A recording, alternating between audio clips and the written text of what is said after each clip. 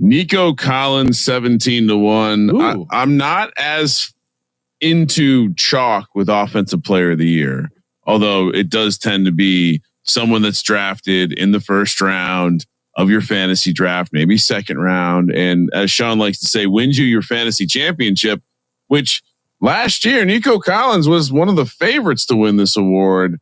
I don't know what else they have as far as, Christian Kirk. Okay. Dalton Schultz. Okay. Tank Dell's not coming back. Nico could end up with a tremendous volume, 25, 30% target shares possibility. So say a 17-1, decent price on a guy who showed us last year before getting hurt that he was capable of being a dude like that. Yeah. Okay. Now, after we hit the record button and the session's over, I'd say, but I'm out on the Texans this year, just so we're on the same page. All right, Sean, nine with a. What are you hoping for? A monkey or an ace? Oh, you really jinxed me, Ryan. 7 of 16. Diamonds sitting on a 16. I'm gonna have to stay against the 3. That is not going to be fun. But the 7 of diamonds, Justin Herbert, 75-1. Now, Ryan, we have been discussing on our offensive player of the year breakdowns, like what is that needle to thread? And I think you are onto something. I'm skeptical of playing quarterbacks offensive player of the year, but I think the ones that do need to get some rushing touchdowns. I think that's kind of like the needle they thread, where if Justin Herbert, I think had a career year in rushing yards last year. If he adds to that, and Greg Roman likes a running quarterback. And I think they were planning on running him more. He was dealing with that plantar fasciitis. He had a separate other leg injury. I think it was an ankle. If he's fully healthy and he uses his wheels, maybe they do a bunch of read option stuff that he keeps with Marion Hampton. And Justin Herbert gets you like 6-7 rushing touchdowns. That might be a fun way to reward Justin Herbert, who, again, not going to get it done in the playoffs, but a regular season award at 75-1. That's how I'm talking myself into it. I also think the fact that none of the skill position guys on his team would come close to winning the award, probably. Ladd McConkey's a little interesting. Okay.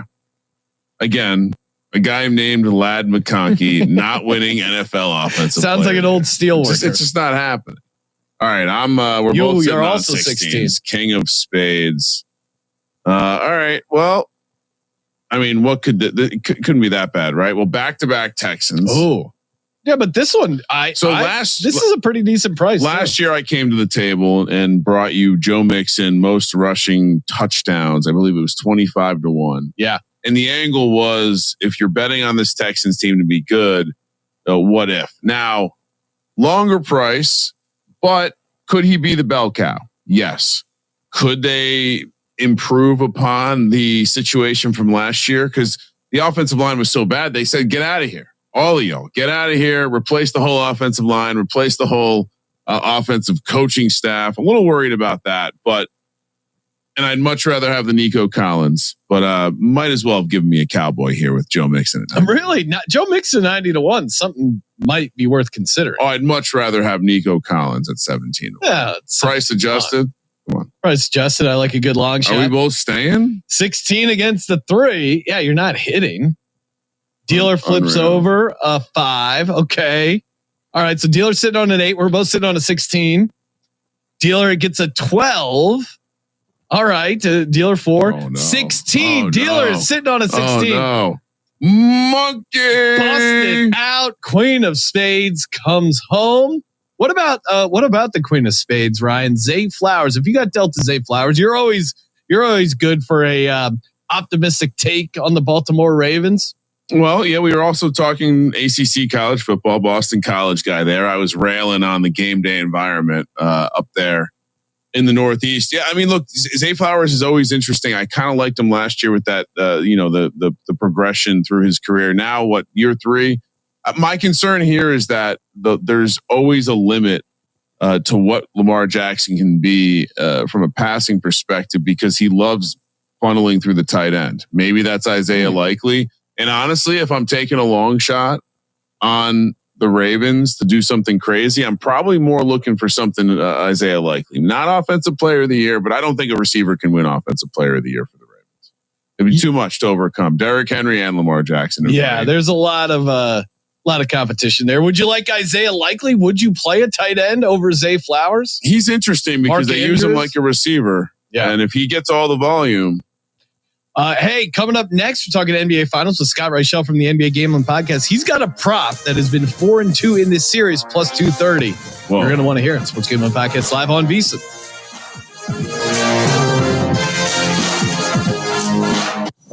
Something amazing is happening.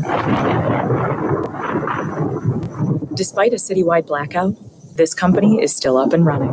That's because CDW deployed and managed Keyboard Cat, Hamilton the Pug, and Toast Meets World. These are some of the internet's most beloved pets, and they all have one thing in common. Their stories started in a shelter. Start your story. Adopt a dog or cat today. Visit theshelterpetproject.org to find a pet near you. Training that pet to play the keyboard, that's optional. Start a story. Adopt a shelter or rescue pet today. Brought to you by Maddie's Fund, the Humane Society of the United States, and the Ad Council. Okay, what are you wearing right now? Nothing. That's right. So mommy's going to teach you how to dress yourself. Underwear always comes first, name tag at the back, then pants, then shirt. Get the first button in the right hole, or you have to start all over. Socks going first, then shoes, right on right, left on left. With shoelaces, just take the ends, cross them over, switch the loops. The rabbit goes down the hole, pull tight, and you're left with bunny ears. Got it? Why are your pants on your head? Most parenting is hard to do in just 2 minutes. 2 minutes twice a day, making sure they brush their teeth is easier, and it could help save them from a lifetime of tooth pain. Visit 2min2x.org to find out more. A message from the Partnership for Healthy Mouths, Healthy Lives, and the Ad Council. How's it going? I'm having a stroke. Are you going to shake my hand? I'm having a stroke. Wow, you're not even moving your arm. I'm having a stroke. When someone is having a stroke, they may not be able to say it with words, but their body language will tell you loud and clear. Look for FAST. F, face drooping. A, arm weakness. S, speech difficulty. T, time to call 911 immediately. Know the sudden signs. Spot a stroke fast. Visit strokeassociation.org. Brought to you by the American Stroke Association and the Ad Council. The storks are bringing me a baby brother. We can do this together. All right, let's go. Storks know how to keep kids safe. Do you? What? Oh my gosh, you don't know. I know. You don't. Oh man, you laugh when you're uncomfortable. No. Making sure your child is in the right car seat is one of the steps to safer travel. I will rock this. You will rock this. To know for sure that your child is in the right car seat for their age and size, visit safercar.gov/the-right-seat. Cool. Very cool. Brought to you by the National Highway Traffic Safety Administration and the Ad Council. Lena's Pierogi House is your home for the area's best variety of pierogies. Daily specials include the Polish platter, the Hungarian platter, stuffed cabbage, and halushki. Having a last-minute get-together? Lena's has you covered with a wide variety of frozen take-home pierogies and dumplings. Go to Facebook at Lena's Pierogi House to see the weekly lineup of available flavors for dine-in or carry-out. Catch the best at Lena's Monday from 10 a.m. to 4 p.m. and Tuesday through Friday from 10 a.m. to 8 p.m. 20 North Main Street in Hubbard, or call 234-254-8532.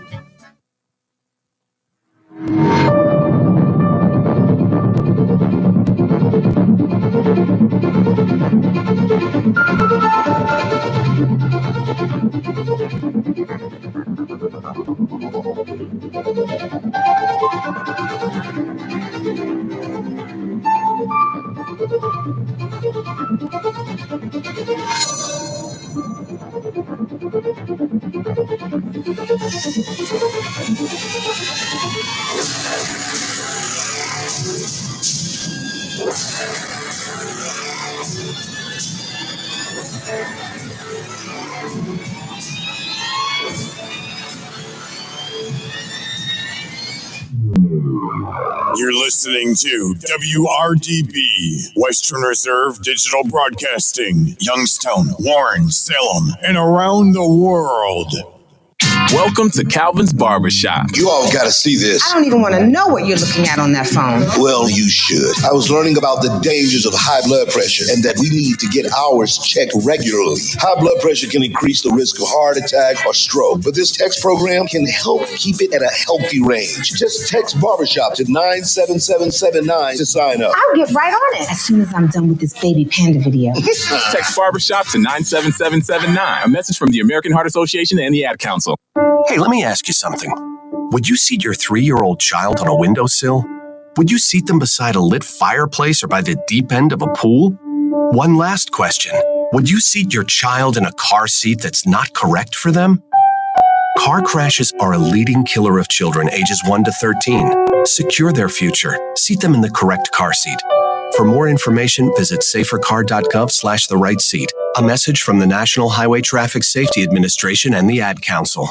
During the fall and winter, grilling season never ends, and Gessler Propane is your local supplier that makes sure you get your hard-earned money's worth. Why go to gas exchanges to pay higher prices for tanks not filled to capacity? Gessler Propane makes sure you're prepared for year-round grilling with 100% filled tanks at a reasonable cost. See Bob Monday through Friday, 10 to 4, and Saturday, 9 to 3 at Gessler Propane, 702 Youngstown Poland Road, Struthers, or call 330-755-9119. Gessler Propane. They got gas.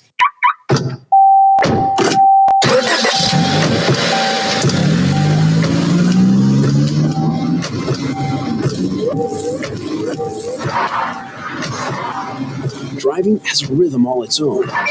Don't wreck it with a text. Before you get behind the wheel, silence your phone. Or better yet, designate a texter. For more text-free driving tips, visit stoptextstoprex.org. Brought to you by the Ad Council and the National Highway Traffic Safety Administration. It's time to kick back and listen to the sports page with your host, Pat Lucia, right here on Western Reserve Radio. You can call the show at 330-707-4202 and tell everyone what's on your mind in the wonderful world of sports. Now, here's your host, Pat Lucia.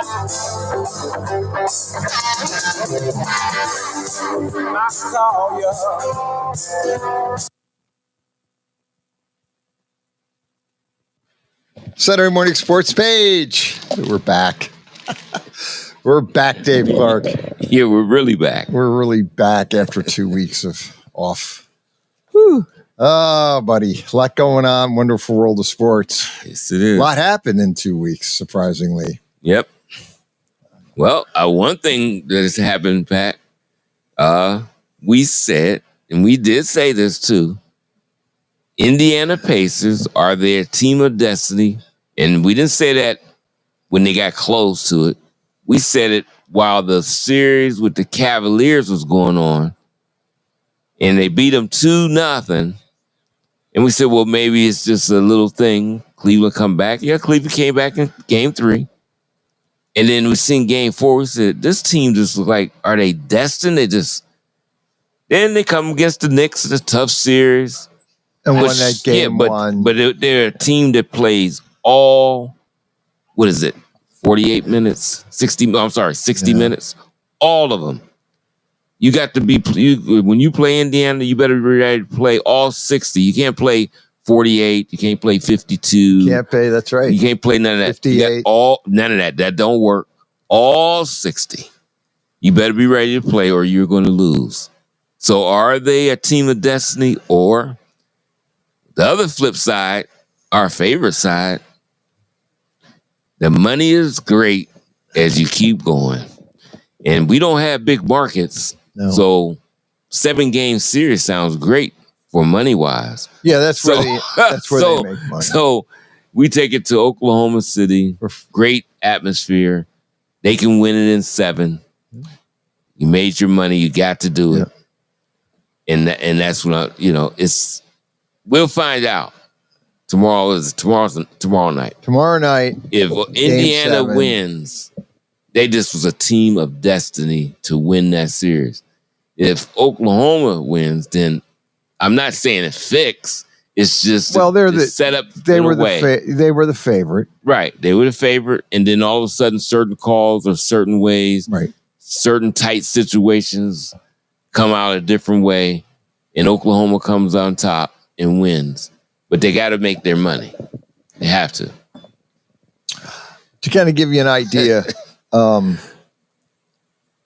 NBA, we have talked previously, they need 6 to 7 games to make money. They barely break even at 5. They lose badly with 4-game sweeps. 5, they lose. I think it's kind of like border. 6 games, they make it decent.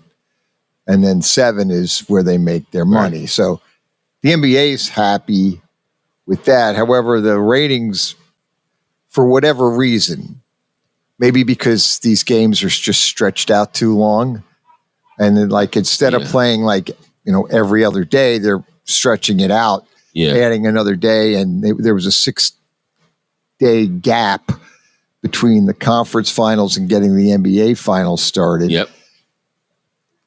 Some of the games haven't been great games. Game 6 wasn't a very good game from a watchability because Oklahoma City played the first quarter, and then Indiana just took over the game, and then you knew that game was pretty much over unless you thought Oklahoma City's making a comeback, and you could tell probably well into the third quarter it wasn't going to happen. Right. Some of the games haven't been great from a watchability standpoint. Oh yeah, this is a game that I'm at the edge of my seat. I'm kind of watching it. These guys are going back and forth. It's an entertaining game. Wasn't that? Some of the games have been good, but some of them have not been. Their ratings have been off. They're averaging 9.18 million ratings, which is 19% decrease compared to last year's series. So that was through 5 games. Okay. The ratings haven't been good. I don't have the rating for game 6 right in front of me. Yeah. But I'm sure that rating wasn't that good either. You picked out a very important parts in that. Like you said for game 6, but there's 2 other games was like that too. I think it was in the favor of Oklahoma. Or it might have been another Indiana. I can't remember, but there were just like total blowouts. Right. So it was no chance. So it wasn't any intrigue in those games at all. So all they got of this is an expanded 7-game series, as we said. But I think they do need to do something about that because, I mean, the 3 and 4, usually it's 3 days between games. I don't care even if it's at home. It's just too long. I mean, you beat a 7-game series takes almost 3 weeks. It's like 2.5 weeks if it goes the full range. Exactly. Now this started June 6th? Yeah. It's Thursday night was the first, June 6th. Tomorrow. Today? The 20. Today is the 21st. Tomorrow's the 22nd. So it took from June 6th to June 22nd, 7 games, but over 2 weeks. Yeah, see? That's too much. You're just taking, the air out of it. And I know what they're trying to say. Well, we want you to have a good product that gives these, and it does, give these guys the opportunity to recover. If there's any little nicks, it does. It gives them a chance to recover physically and everything, but it takes away, especially for teams in a smaller market. If you had if you would have had the Knicks or a Lakers team or a Golden State, or someone like that playing against, I don't know, Boston. The idea of it is a little different because of the montage of the 2 teams. But for this series, it needed to have been a little bit closer, where it had been back and forth, and you might have had a little bit better, might even had some better games. Well, and that's the other potential discussion. Is you could have had better games, maybe, if they were every other day. Right. But these games have just been stretched out. Way too far. To give you an idea, I mean, the NBA, I believe the play-ins started at Easter. When was Easter? This is I think it was like April. Look on the calendar. Funny, man. You really got me going. But if it started on Easter Sunday. Yeah. Oh man, come on. That's like the 16th. Easter Sunday was Easter Sunday was the 20th. That was actually the playoff started the 19th. The play-in tournament was before Easter. That actually started the day after Palm Sunday, which was April 14th, I believe, or the 15th was they had the play-in. So the play-in tournament was before Easter. So we are, calendar-wise, over 2 months in playoffs to get with the NBA playoffs. That has taken over. It's taken longer than 2 months to finalize or get to the playoffs. The end. That now, if you want to keep it like this, there's more reason to shorten the season. Because if you're going to have this for 2.5 months, I'd rather watch this with the intrigue of a championship than a 81 game or 82 game season. Yeah. Wow. Over 2 months. You know, because I believe the play-in tournament. You're right. It was right after that. It was right after that because I remember. Yes. The last it ended. The NBA ended. I believe the season ended would have been April 13th, which was that Sunday. That was the last games. And then the play-in tournament took you wow. Yeah. If you go back. That's insane. Yeah. You go back in time. Go back in time. I feel like a time machine here. It was like one. But to kind of give you a rough idea, like I'm looking at it now. Tuesday, April 15th, Atlanta lost to Orlando 7-8, and Memphis lost to Golden State. And that was on Tuesday, April 15th. That was a play-in tournament. Okay. So when you really break it down, yeah, because Sunday was the last day of the season, and I'm looking at it, Sunday, April 13th was the last day of the season. Monday they take off, and then Tuesday they start the play-in tournament. Was April 15th was the play-in tournament, which for the sake of the discussion, the playoffs start. I mean, the play-in tournaments, it's, even though they're kind of give us the old, the playoffs really start on snow. Right. Whenever you play in a game to win, to get to something, it's a playoff. It's a playoff game.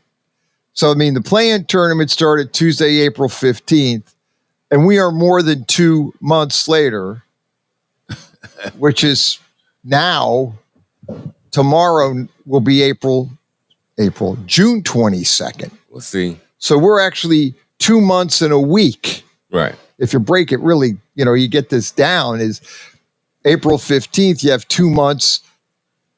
So you're two months and a week to the end of the season. So you've basically played the playoffs for 2 months and a week, which is 9 weeks, 10 weeks, whatever. But at the end of the day, that's how long it's taken you to crown a champion in the NBA. And no other sport does that. No. I mean, baseball doesn't take over 2 months to figure out. Actually, baseball's pretty much. Yeah. They do the wild card, boom, boom, boom. They hit you right up front, and really not a lot of delays. And they to be honest with you, they need to after. Oh yeah, they do. 162. Yeah, exactly. After 162 games, the last thing you need, and that's where the NBA needs to kind of take a page from Major League Baseball and tighten it up. Just tighten it up. You're injured, you play injured. Play banged up a little bit. Play banged up a little bit, and then obviously football. Well, see, you can't say nothing about that. I hate to say that. I mean, they got football their own quirks too, but football gets it done quick because if you break it down, football starts right at like the beginning. Like they have January, first week of January is the end of the season. They usually play the football is the end January at the first week. That Sunday in January, first week of January, that is the end of the season. Yeah. Then they go to wild card weekend. Yep. And then weekend. And then by the end of middle of February, you have your Super Bowl. So I think they want to get it to the third week. They want to, right? Right. They want to try to get it to the third week to get it to President's Day, give everybody that Monday off for the Super Bowl. That's where they're going to head to. Yeah. And probably should. And they should. But the point is with football, but almost football doesn't really matter because people just love football. They would watch football forever. But the point is, though, at least football gives you the champ in a month and a couple weeks, 6 weeks. Right.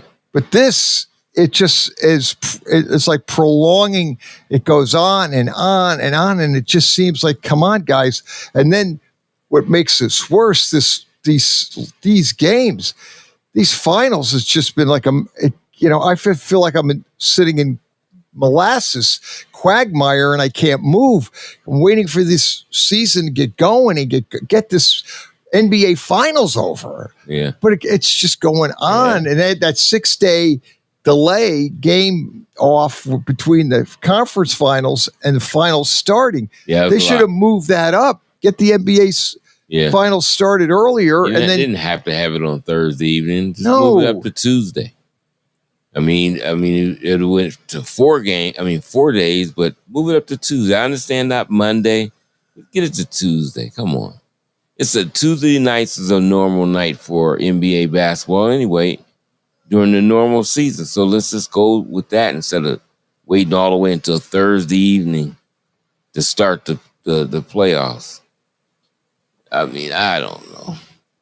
But it has been long, but I never feel this in the NFL. I never feel it in college football. It's no. Bam, bam, bam, right to it. No. You got all of a sudden you got the Grass Eater Bowl. You got all these things going on along with getting ready for the playoff series. So you got all that together, and it's just one after another. Just keeps you going.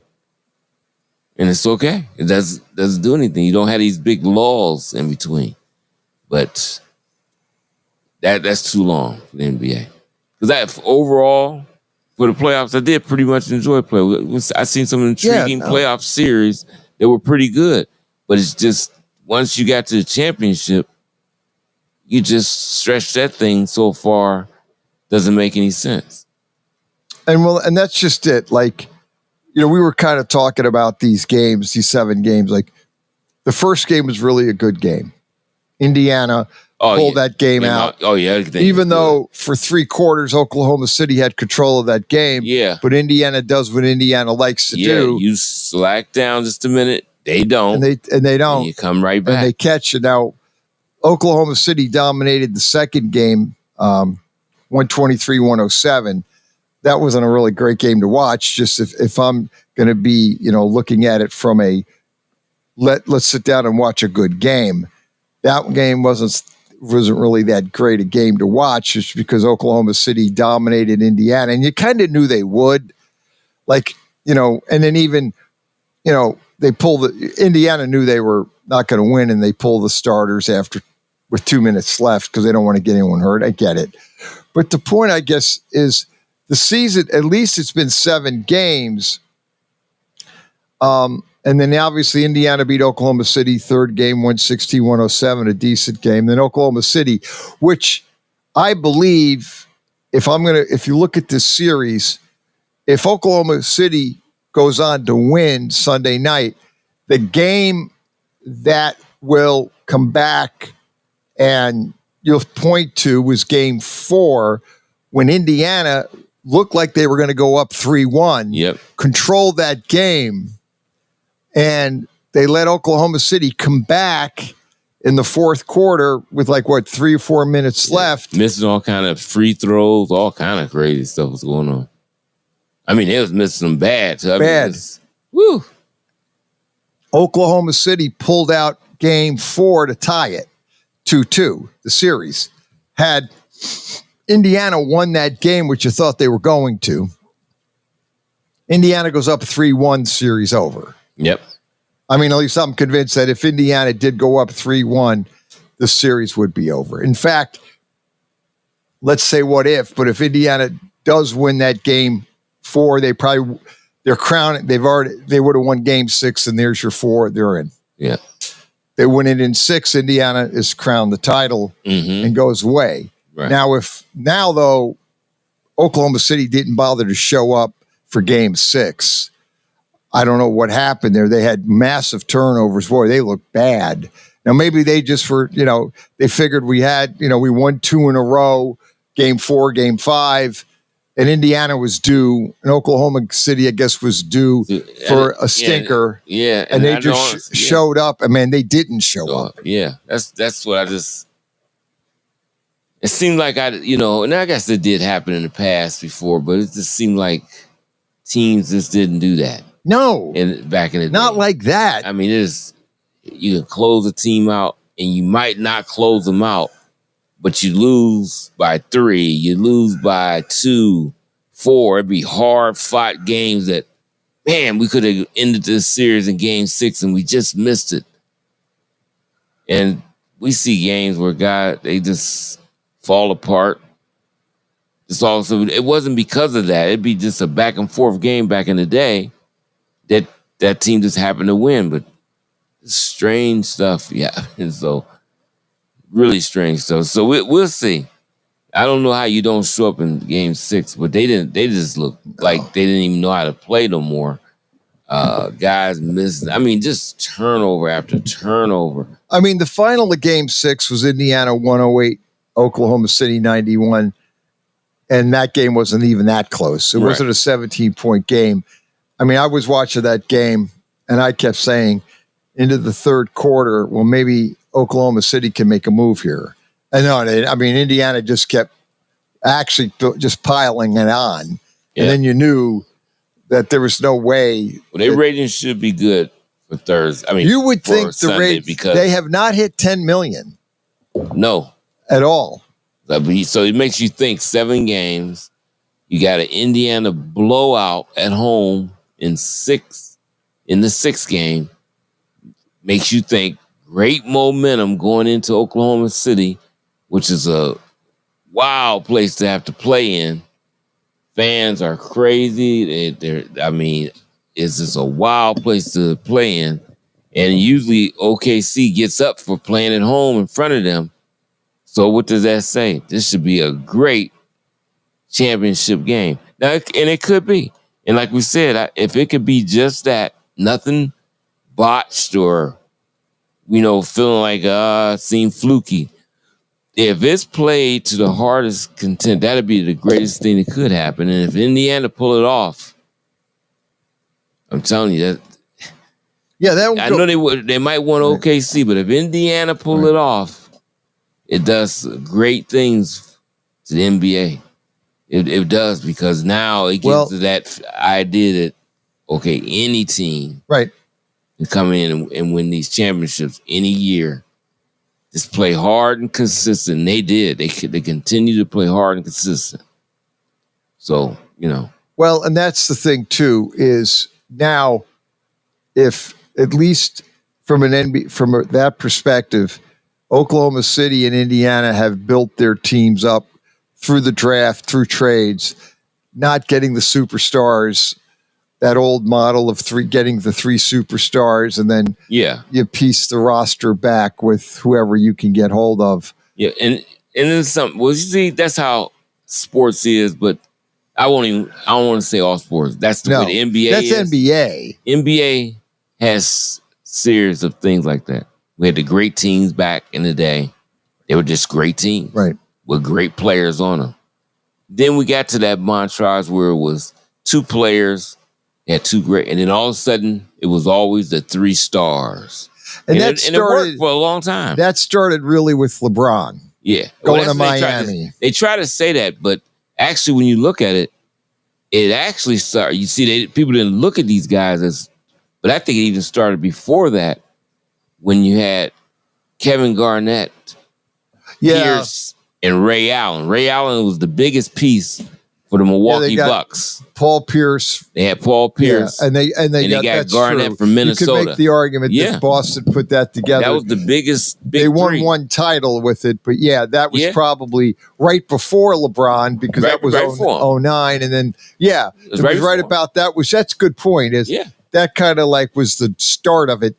And then Miami. Before it was it was Kobe and Shaq. Right, it was always Kobe and Shaq. And the rest. Right, and if you look at the way they built the teams, like they had, the Spurs really built their team through the draft. Tim Duncan. Yeah. Ginobili.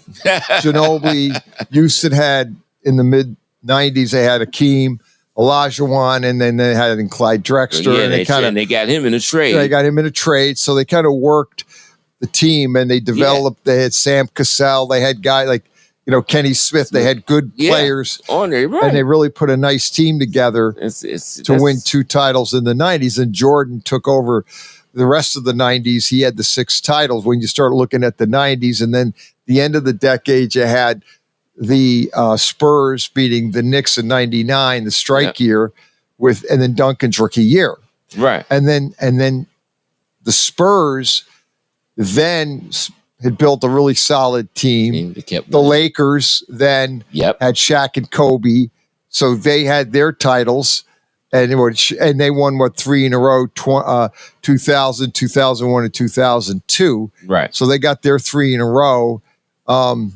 So when you start looking at the way then the Spurs won 03, the Lakers should have won in 04, but they let Detroit beat them. We don't know. And it's funny there, Carlisle built that Detroit team, and then in 03 they dumped him and brought in Larry Brown, and Larry Brown got him a title. Right. Rick Carlisle, which I think he's one of the best coaches in the league. He won the title with Dallas. He beat LeBron in 2011. Yep. And he's 65 years old. You know that he is, I believe, if he wins it, he'll be the oldest coach to win an NBA title. Yeah, at 65 years old. That's something. And that's unbelievable. He's really a solid. He's really a good coach. Yep. But I noticed that little thing, the way it went, and the 3 superstars worked for a long time, but it doesn't anymore. No. It's more a team strategy. That's why I said you name the team. Both these teams now playing. Right. And another team to look out for. They may need one more player. It don't even have to be a superstar. Just some area. The Houston Rockets. Yeah, right. They can put pressure on you with defense and all kinds. Same thing with his twin brother plays the Thompson. What's their last name? Thompson. 2 twins, identical twins. The other one plays for Detroit. That's another team that can give you problems with all that. It's built. They've got a good coach in Bickerstaff. Yep. He's got, they were a terrible team last year, but they built it. It was a young team that wasn't good, but they were developing. This year they made the playoffs. They played good. They played the Knicks very tough. They lost a tough game, 6-game series. But if you're a Detroit Piston fan, you have hope here because you've got a good young team on the floor. You'll add to it, and then I think you've got a really good coach in Bickerstaff. So when you look at it, and then the Cavaliers have built the team from within with draft choices, really, and then with Donovan Mitchell trade. But they've assembled a solid team that's really young and not going anywhere. As far as the players are there under contract for a few years. You might add a guy, but you don't have superstars all over the place. No, but you don't have the Hall of Fire Hall of Famer there. No, you've got really good players, but. Yeah. You've built a good, solid team, and Oklahoma City did it. That's where it's at now. It's back almost a trending to where back it was years back. Right. In the 80s. We'll go through it again. Right. The trends. But that is just funny to me because I remember if you can get 3 superstars, that's going to be a dominant team. Right. It doesn't work at all. Maybe the salaries have something to do with it. You just can't pay without and then get a solid team around. Yep. Saturday morning sports page, first quarter in the books. Back after a quick timeout on Western Reserve Radio.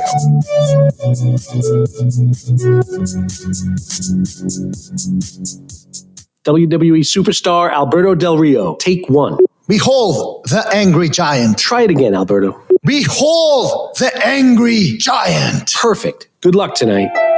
Behold the angry giant. Yay! Read me another one, Dad. This is WWE superstar Alberto Del Rio. It only takes a moment to make a moment. Take time to be a dad today. Visit fatherhood.gov. Brought to you by the U.S. Department of Health and Human Services and the Ad Council.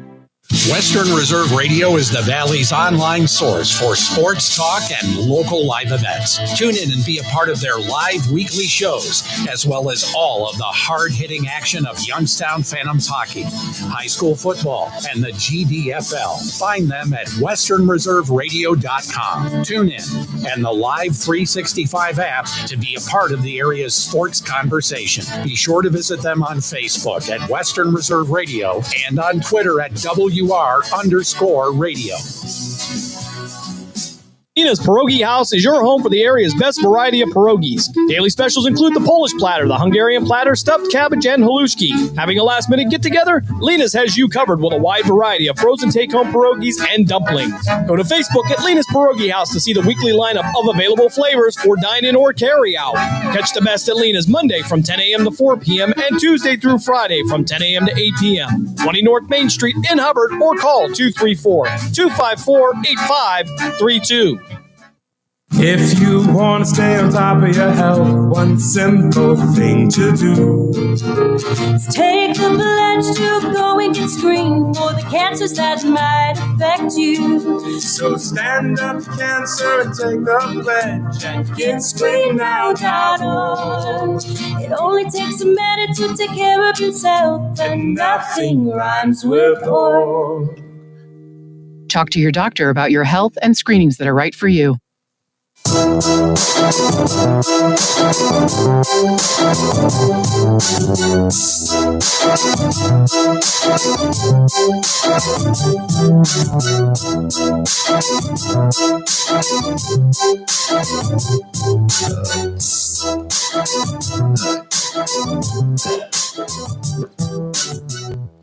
Saturday Morning Sports Page coming back at you, 330-707-4202. Get in and talk sports. Western Reserve Radio. In most all sports, because I'm just thinking about when you said television. I'm going to have to ask our guy here in Jim Craven. I don't know if he ever seen it. They have the National Pillow Fight Championships. Oh, wow. Have anybody seen that yet? Yes, he's laughing in there.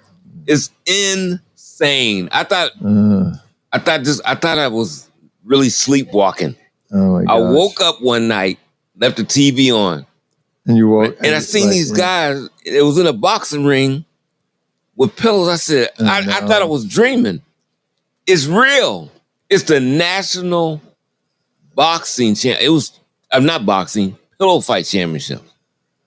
So one guy on the other side, one on the other, and they're swinging pillows. It's the regular pillow fight. Referee in there breaking them. Oh, my gosh. I said, wait a minute. One night I've already watched the slap championship where a guy stands on one side while his opponent slaps him as hard as he possibly can. And then it's unbelievable. I said, this stuff comes on. This actually is aired to make money. Oh, my gosh. I'm telling you, just click around a little bit and you'll find some of the weirdest stuff. Oh, I can only imagine. And I could not believe it. I could not believe this stuff is on TV. And then I'm sure if you go to FanDuel, you can bet it. Oh, I bet you. Oh, I know you can. You can bet anything. The National Pillow I'm sure if you go... I was like, what is this? If you went into FanDuel or one of the other betting sites, DraftKings... You could probably... I'm about to look on there. I'm about to look on FanDuel. Yeah. I'm sure you could bet it. Oh, man. It's boy. It's too Talk much. about degenerate gambling at its finest. Betting the pillow fight. Oh man. I couldn't believe these guys. Brutal. And you have seen the slapping championship thing. You've seen that before, right? Or no? No, I don't know if I have. Oh. Brutal. It's brutal. That's brutal too. Yeah, because you just stand in front of a platform. Right. We're across from each other. Yeah. And we step to the side. You stand there with your hands behind your back. Right.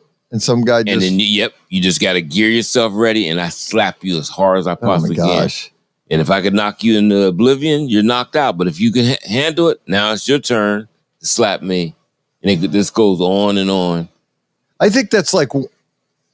That's on the line of human cockfighting.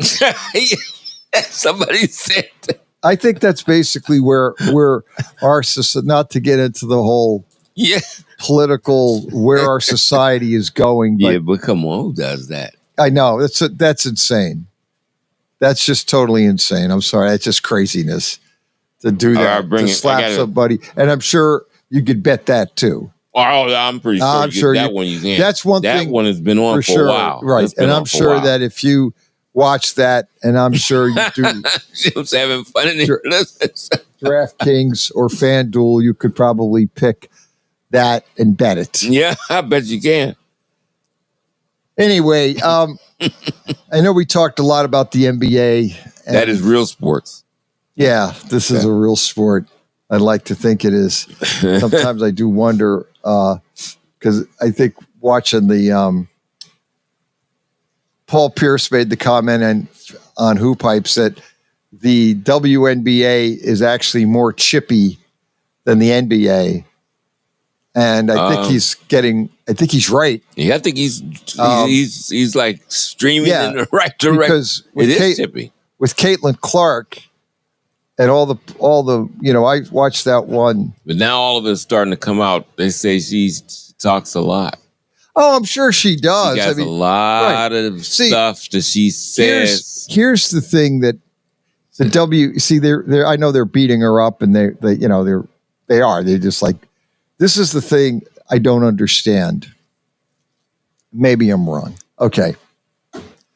Years ago, when Joe Namath was in the AFL, he was like the star of the AFL in the mid 60s, where they were getting ratings.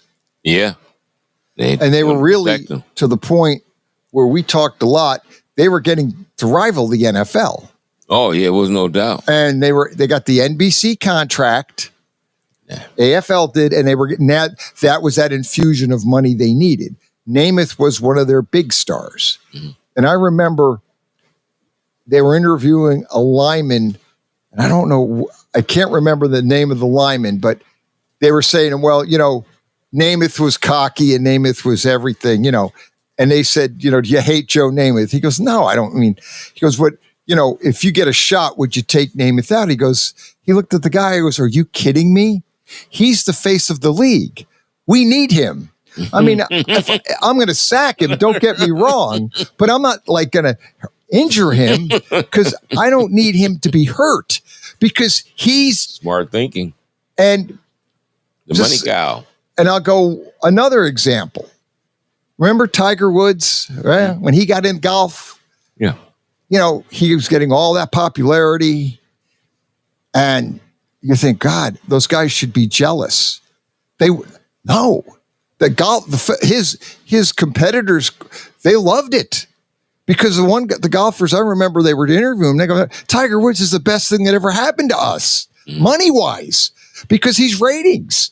Now the purses are all going up because people are running out to these golf courses and they're turning on their TV sets to watch Tiger Woods. Every sport has somebody like that. You protect that person. Like, that's the point at the No, you should be protecting Caitlin Clark because she's your sport. She's eyeballs to the set. Caitlin Clark gets better ratings than the NBA does. Mm-hmm.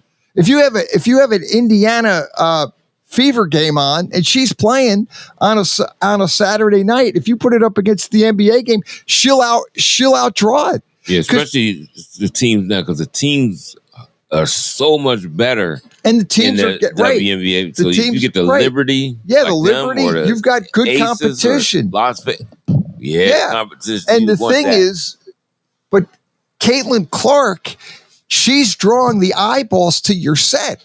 Right. There are people watching WNBA because she's playing. Mm-hmm. I mean, I'm not making it. I mean, I just say that's the reality. If the WNBA player should be saying, no, we don't need her injured because she's the reason why we're getting eyeballs to the set. Our league now is getting to be front and center.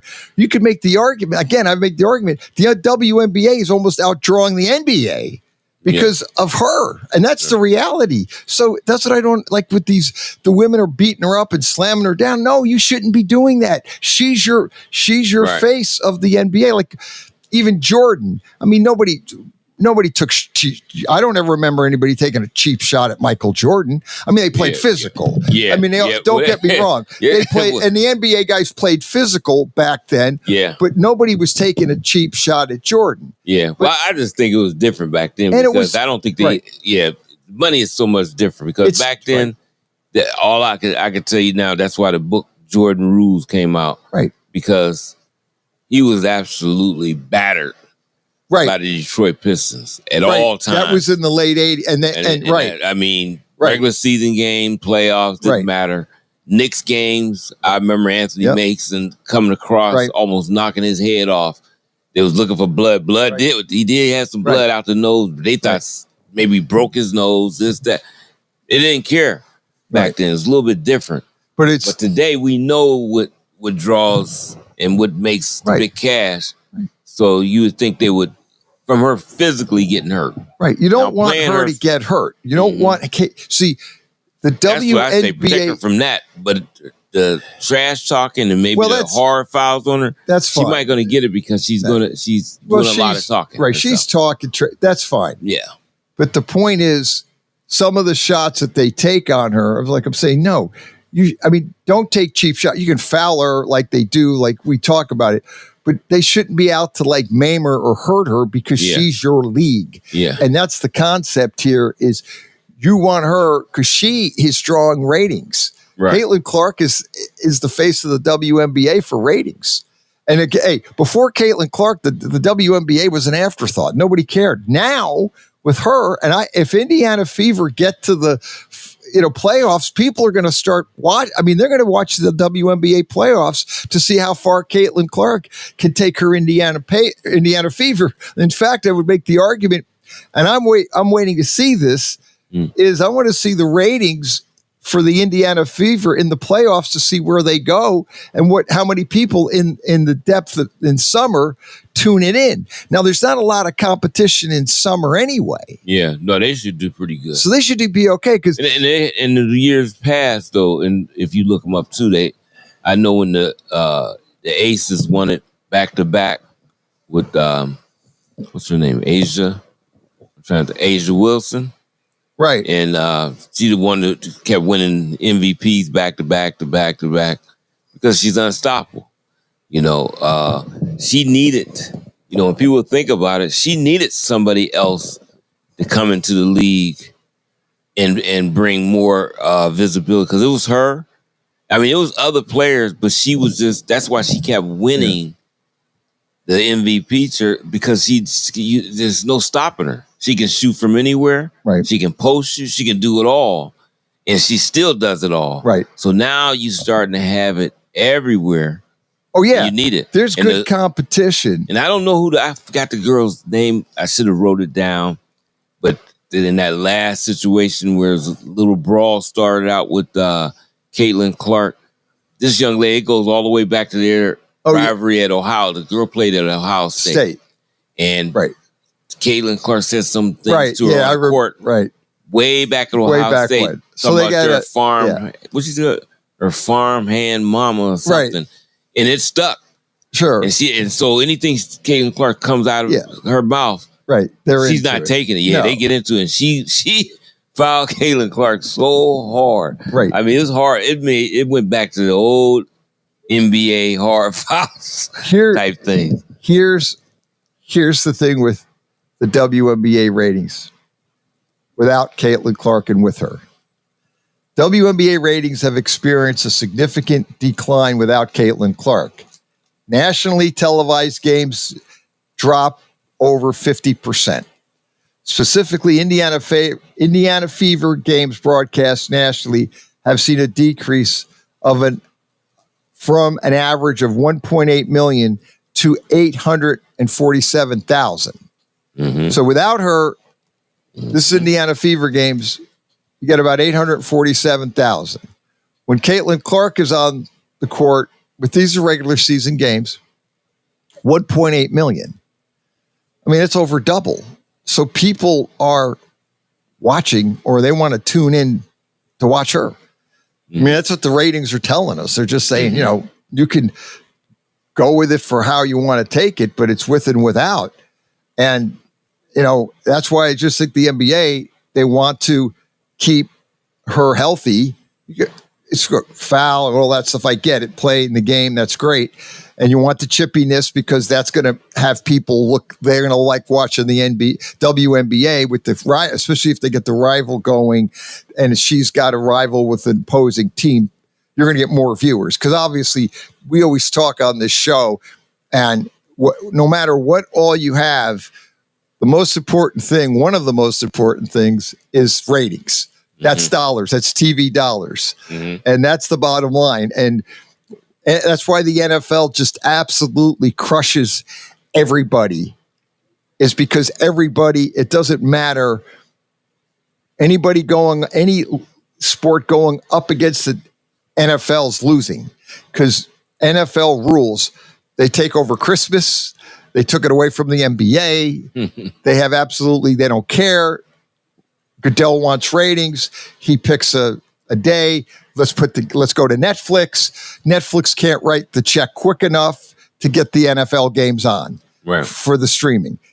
Peacock, any of them. They can't. They love the NFL. And it's because people love watching the NFL. And it doesn't matter who's playing.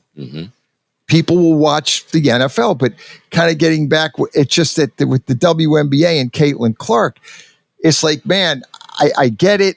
I know they play out, but you've got to keep her healthy because she is pretty much the face of your league for ratings reason. Well, they need that because that she had a following, a big following, and that's what Asia Wilson didn't have a big following, right? But when she got there, she got a following because of how good she is. She's good. She's a great player. Yeah. Now they need to keep. Another player they need to keep healthy that has a following is Paige Bueller. Right. Because she can actually come out of Connecticut. She can play. They need her. Right. Another player. She's not at the WNBA. Hate that she got hurt at tail end in the big game in the college playoffs was Juju Watkins. Right. Because she's going to be another infusion of energy that's going to come there. And I looked at that league and I said, man, before it used to be maybe two teams and that's it. But now you go to Liberty, you got Stewart and Sabrina. Yeah, I know. You know what I'm talking about? The shooter. Oh man, that team is unbelievable. Unbelievable team. What the concept here is this: is if there's more eyeballs at your set looking at your product, not only will they watch Caitlin Clark, but when they start to see this, to your point, they will start to see these other players. As, hey, these other, this is actually pretty good. Watch Caitlin Clark and then these other players. Right. They'll be more apt to start tuning into your product and watching your games. And that's what's going to happen. And that's what's going to happen. They got a lot of talent. They got a lot of. They're starting to. They're starting. The players are getting better. Yeah. And the quality of play is getting better. And you've got Caitlin Clark who's starting to draw. She draws the eyeballs to the set anyway. But as long as, and you have her playing, but then you're going to sell the people will watch her and then see other players, and they'll be more apt to watch WNBA games maybe without her, but going into the future. But you have to work on that, and you've got to build, because right now you want to get your ratings. That's always been the problem with the WNBA. Has always been their ratings have not been really that good. Yeah. But now you've got a person that is a ratings magnet in Clark, and then you build off of that, and then you maybe get that exposure with those other players, and people will say, hey, this is actually a decent product to watch now. Yeah. But you've got a person who's getting their attention through Clark, and then you work the other part out. Right. But that's kind of how you got to go. But you've got to keep her healthy. You got to keep Caitlin Clark and the referees. I mean, and here's the other thing, though, too. And if you ever notice, you were talking about Jordan, but then as Jordan became kind of the face of the league, they always complained because he got the calls. Yeah, right. That's what I'm saying. Because when Jordan became face, then they, I know the Detroit Pistons were beating everybody up, but they were beating. But then they started changing. And then they started to change it, and the league started to evolve a little bit to get it. But the Knicks were physical, though, team. And you said Mason was just an absolute brute. But the point is, Oakley, that was a tough group. That was a good team. I like that. Yeah. That team was just but Jordan, the league kind of knew, the refs knew, hey, Jordan's playing. He used to get the calls. You couldn't really foul him when the referees would be blowing out whistle, because in a roundabout way, because I remember years ago, they were talking about like how, was it Wilt Chamberlain never fouled out of a game? Yeah. I mean, because they knew Wilt was the league, and Russell. And they had Wilt and Russell were their two star players. And when they played one another, they wanted to make sure they kept them in the game. So they let the physical play go, because they didn't want to foul out Russell or Chamberlain in any of those games, because they basically knew people were watching the end. And this is back in the 60s. Right. It was the guys. And they were the guys. Mm-hmm. And then you had players like Oscar Robertson, Jerry West, again in the 60s, Elgin Baylor. Yeah. And then you had those other guys. But Chamberlain and Russell were kind of the two highlights of the league in the 60s. But that is the way it was. Bird and Magic. They didn't want them fouling out. No, you didn't want foul. You didn't want the Doc. No, when he finally came from the Nets to the Sixers to foul out. You needed him on the floor for viewership. Star power. Because you knew you was going to get something in that game that you didn't see before. So that's just how it was. That was star power. Yeah. You never really seen Hakeem Olajuwon foul out. And he was unstoppable. I mean, that guy was unbelievable at center. I mean, I don't even know. Yeah, the moves. Oh, yeah, he was. His low post moves was just unbelievable. Yeah, they said, like, Will Perdue talked about it one time, and he said that when he guarded Shaq, and then he would have to guard Hakeem, he said the difference was, I knew what Shaq was going to do, couldn't stop it because of his Shaq was just so good. He would get the ball down low, and he was, you couldn't stop him, right? Because he was quick, big, and he said, but when I guarded Hakeem would show me something totally different almost every time, which would freak me out, because he would have so many different moves for a man of 6'11", but he had like unbelievable moves. And every time I would think I figured it out, he'd give me another move. And I was like sitting there with my mouth open. What the heck happened here? Because Hakeem was just so skilled. Yeah. He said, I don't want to, not to say Shaq was skilled, but Shaq had really like the Mariano Rivera. I got the one pitch and stop it, and nobody could stop him.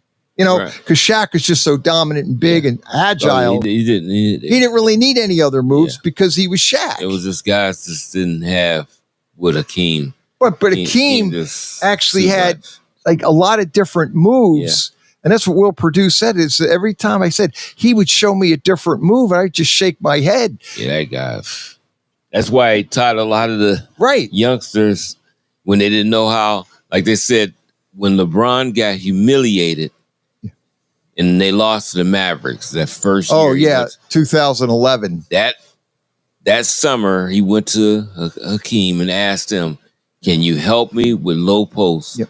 And I was reading a story just a couple of days ago on Facebook, and I was reading, and he said he was with him for 3.5 weeks.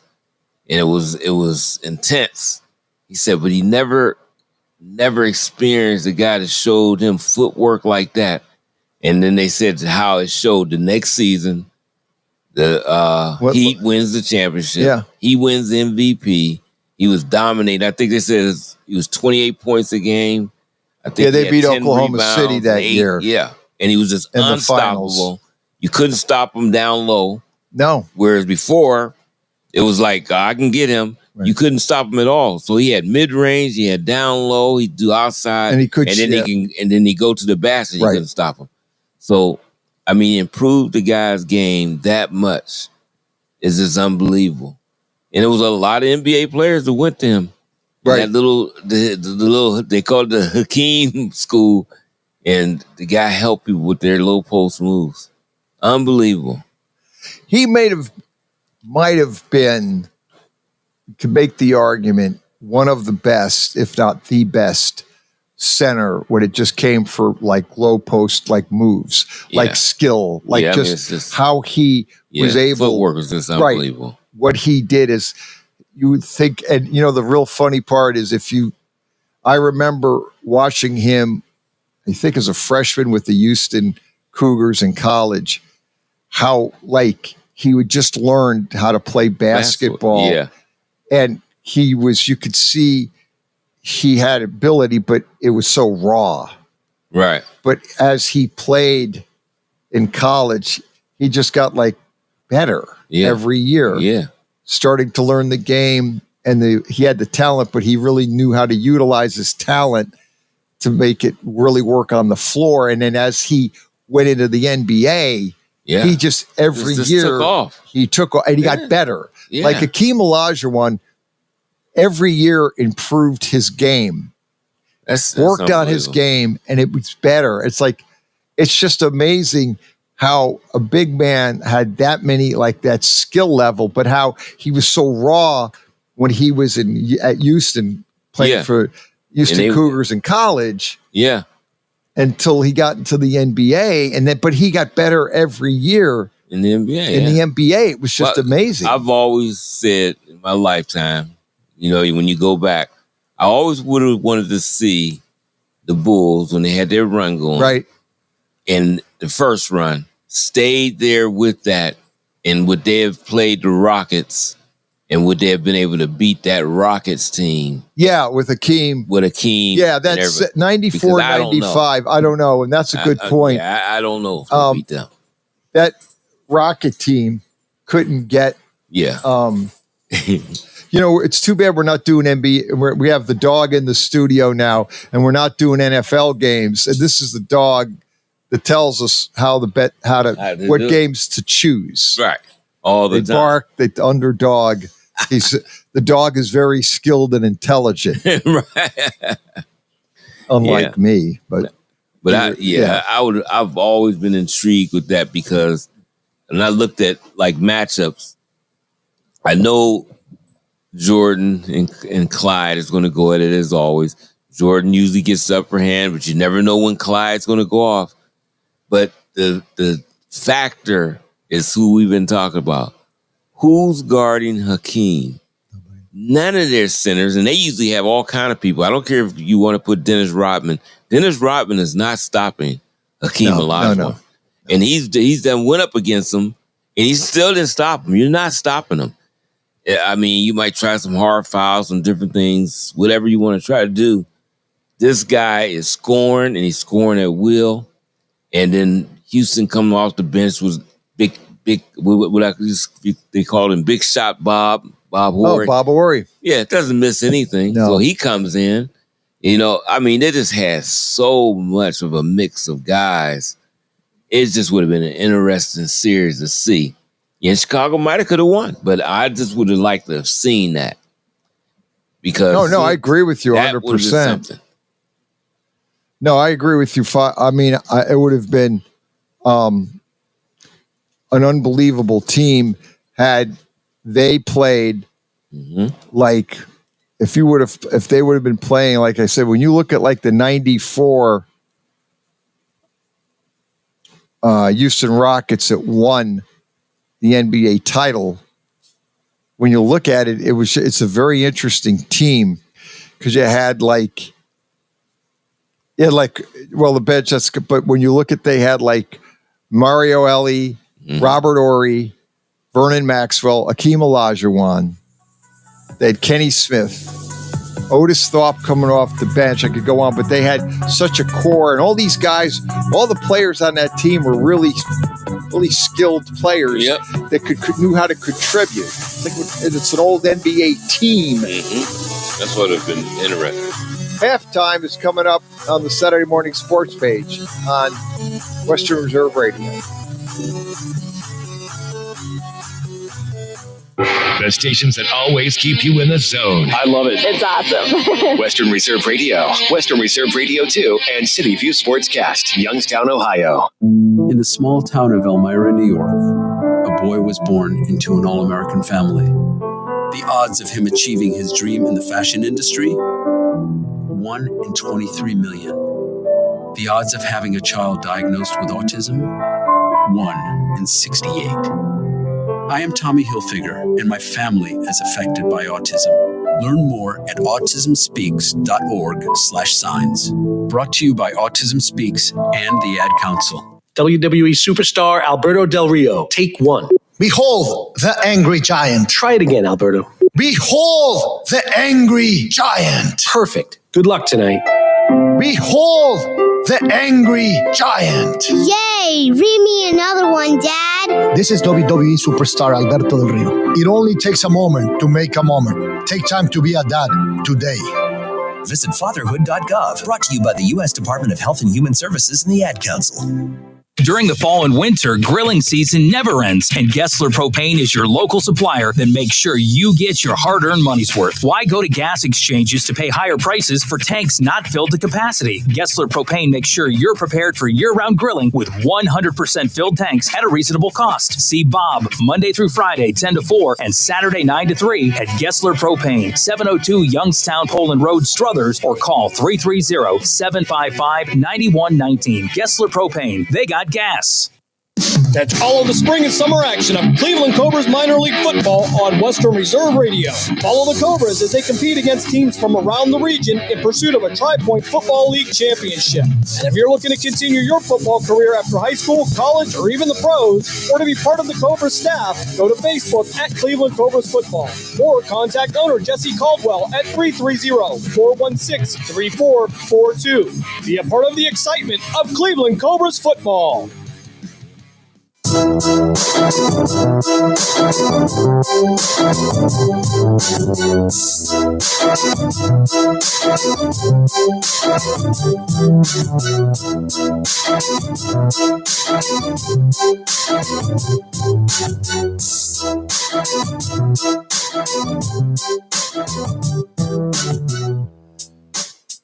Saturday morning sports page. Pat Lucia, Dave Clark, 330-707-4202. Yesterday, Dave Clark, was June 20th, first day of summer. And 50 years ago, June 20th of 1975, the movie Jaws made its premiere in the movie theaters. Wow. Probably scaring how many people not to go into the water. Yeah. 50 years. 1970. I remember that people did not want to go nowhere near ocean. They did not. They was kind of shaky at their swimming pool in the backyard. Right. Yeah, some people had problems going into a lake, and some didn't. Were worried about their swimming pool. Yeah, but you are right. In all honesty, they stayed away from big water areas. Oh, they did. Anything like near the Pacific or the Atlantic, they didn't want no parts of that. Nope. I mean, I remember that. It showed that like at the lake, I mean not lake, but the ocean fronts where all the people would lay out. Yep. They were like way back, away from inland, nowhere near that. You talk about a movie that did really, it really did do something. It really had an impact. Oh, it had an impact on people as far as, going into the water. It did. People, they might think that is the honest truth there. Yeah. It had a major impact. That did. They didn't want to go in. No. I mean, people were scared to death. And then we started having some situations started happening. Oh, yeah. With all of a sudden it became really popular. People were unfortunately being attacked by sharks. And then that just increased the situation. You had, I saw a article talking about the 10 dangerous species in America, in America, and they were all in Florida, and they were relating it to his shark attacks. And they rated the 10, and all the beaches were in Florida, where they had where the highest shark attacks. Right. So they're actually reporting stuff like this. And I remember growing up, all the years that, as a kid going to the beach, we never worried about a shark. Nobody even cared until that movie came out. Mm-hmm. And that movie was just like, then people became infatuated with the shark. People wanted to go near. Remember, there you can, if you want to, go down and actually get to see a shark face up. If you want to, you go to whatever, an aquarium or whatever, if they have them, you go. There are people so infatuated with sharks, and they have Shark Week on TV. One of those channels, cable channels, is it A&E or somebody has Shark Week, where you can watch all the movies about sharks and all the information you want about sharks. Yeah, I don't need any info. Right. It's good enough. So that was 50 years ago yesterday. Wow. And it was on last night. I did watch that. Did you watch it? I watched it. I remember seeing the movie in the theater. I actually saw it at least twice or three times in the theaters. I love that movie in the theater. I thought it was one of the best movies. And it was up for an Academy Award and lost to One Flew Over the Cuckoo's Nest, which was the Nicholson movie, which was a classic and a great movie in itself. Yeah. So, but I thought I would like to share that with with everybody as far as 50 years ago. It's been 50 years now that Jaws was out and a big hit as it was. And it's so funny is because I think there's people that weren't born at that time, but still they saw the movie on a VCR or, growing up, saw it and really liked it. And they watch it, time to time. I was Mad Dog Russo on his show had a segment. He had one of the actors, one of the little kids he had on the show was talking about it. And I think he's the police chief for Cape Cod or that area. Right. And he was just talking about, doing the movie. He was one of the kids in the movies, but the whole point of it is it's like he's just, running his own life, average guy, but he's getting like all the, pubs, sort of to speak, and he doesn't really I don't think he particularly cares for it, but it's because of now that movie has come up 50 years. But he was just saying that, doing the movie, all the extras were from the local community, Cape Cod, that did the movie, and it was great. Yeah. And what it did for, for local merchants. Right. But it was a great movie. And obviously had an impact on America. It is. I remember I've and seen people that going into the ocean. I was at that theater. I seen that movie. Everybody. I was tripping. And the movie, I think that one of the best parts of the movie was the music. Yeah. That music was just John Williams did the soundtrack. Right. That was unbelievable. The music was a lot of it because just the way that music played. And you don't even see the shark until really the end of the movie. Yeah. But the suspense going into that is unbelievable. Yeah. And you're going into the water. They didn't want to go. They had a great music with it. Oh, wasn't it? Perfect music. Perfect music. I mean, oh my goodness. And Steven Spielberg was on in the very beginning. They were having so many production problems with it. He thought, they were over budget. It ran too long. They had all kinds of issues. He had with the mechanical shark. Name is Bruce. Yep. And I found out that was named after Spielberg's attorney was Bruce. And that's who he named the shark after, Bruce, because attorneys should be sharks. Yeah. So that's what he did. He said he named that Bruce was the name of the mechanical shark. Which you can actually go see. Yeah. It's on, I'm sure, like in Hollywood somewhere. Yeah. Yeah, they do. Yeah, and people do. People go.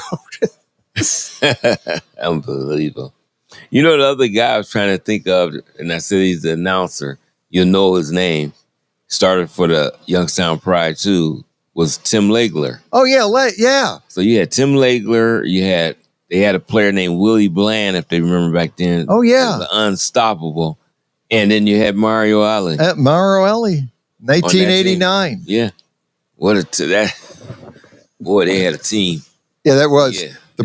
the Pride was great. It was great, but when they took the money from Farmore, taking the money out of the Farmore budget, it just took care of everything, and it didn't get through that fifth season. It was started, and they had to stop this right in the middle and fold it up. So sad. It was sad because I used to be at. I'll tell you right now, I was always at the Pride games down at YSU, and it was usually a packed house. There were a lot of people that went to those games. Yeah. The Pride. You had a lot of guys in that league that actually went on to the NBA. They were playing in that league. So it was really interesting to watch. And then you had guys that were kin to famous players, just like Michael Jordan's older brother. Played in that league. Played in the league. Yeah, but he was only like 5'11" or something like that. But he could jump out the gym just like Michael Jordan. So, we've seen him on one team. But it was a real good league. It was sad that everything that came down to it. Some of those leagues, call them they're like the minor leagues of basketball, but for years, Continental Basketball was a great league. CBA was great. Back in the 50s and the 60s, there was the Eastern Basketball League. A lot of Pennsylvania teams. It's detailed very well in a book about Jack Molinas Against All Odds. Great NBA players in that Eastern League. And what maybe folks don't realize, the NBA rosters were only like 12 players maybe. There weren't that many teams. Right. 8-10 teams in the 60s. Right. And there weren't a lot of roster spots, but you had a lot of great players. Mm-hmm. So a lot of them were playing in the Eastern League, and it was really a great league. Yeah. Because you had guys that were really very competitive and just, not quite an NBA roster, but they were great. They were really some really great players. And seriously, and if you had more teams in the NBA, they would be in the NBA. They would be, by far. Yeah. Yeah. If they had, and they didn't have, that was the thing, is if you look, when you start looking at the NBA history, I believe, what was it, if you look at the Seattle Supersonics, they, and I believe it was the San Diego Rockets. Yeah. Came into the NBA, I think it was 1967. Was it San Diego Rockets? They were the San Diego Rockets, and they came into the league, and now obviously they're the Oklahoma City Thunder, but people in Seattle do not root for Oklahoma City at all. No. In fact, they're basically upset. Oh yeah, they want a franchise. They want a franchise. They actually should, because if getting back just for a second to the WNBA, if you ever watch their Seattle team play, which is a very good team, they have a very good amount of people that comes out and supports that team, and they got a good team. They like their league. So it lets me know if they could do that for the women, what would happen to an NBA team there? They still love their Kevin basketball. Durant said he didn't like it when it happened. He really wanted to stay. Right. He wanted to stay in Seattle because they had a really, really good fan base there. And always, they last won an NBA title in 1979. They beat the Washington Bullets in 6 games. They lost the year before to Washington in 7 games in 78. Then they came back in 79 and won it in 6 games. And that was really, I remember those series. Yep. And they had the green, the gold. Gus Williams and Dennis Johnson. And you had the Wes Unseld and Elvin. I mean, those are some very good series. I remember that. Yeah, Jack Sikma for the Seattle. People don't remember Jack Sikma. No.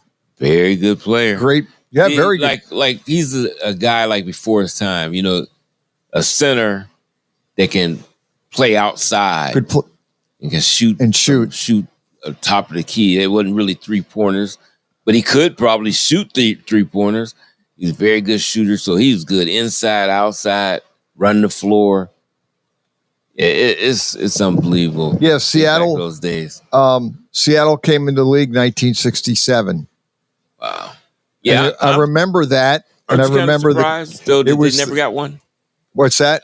Aren't you kind of surprised that they, over the years since they've been gone? No, that's right. That all they get these expansions and all.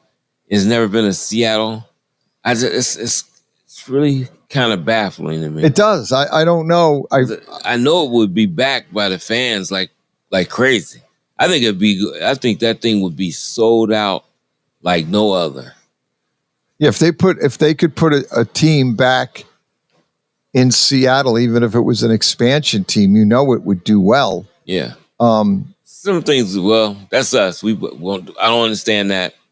You and I both still don't understand how do you put the Chargers in LA. I don't know how you put the Chargers anywhere but San Diego. And I know staying in that part of the area for a couple of years. It's only a couple of years in college. You talking about rabid Chargers fan? They was crazy about their San Diego Chargers. They were one that stadium up. But they would go. Yeah, that's the sad part. The sad part of it is we all talk about it. The Chargers definitely belong back in San Diego. They're supposed to be. St. Louis should get a team. Yeah, they should have left the Rams in St. Louis because they actually do better. See, the thing is with LA, what people don't realize is the Los Angeles Rams history.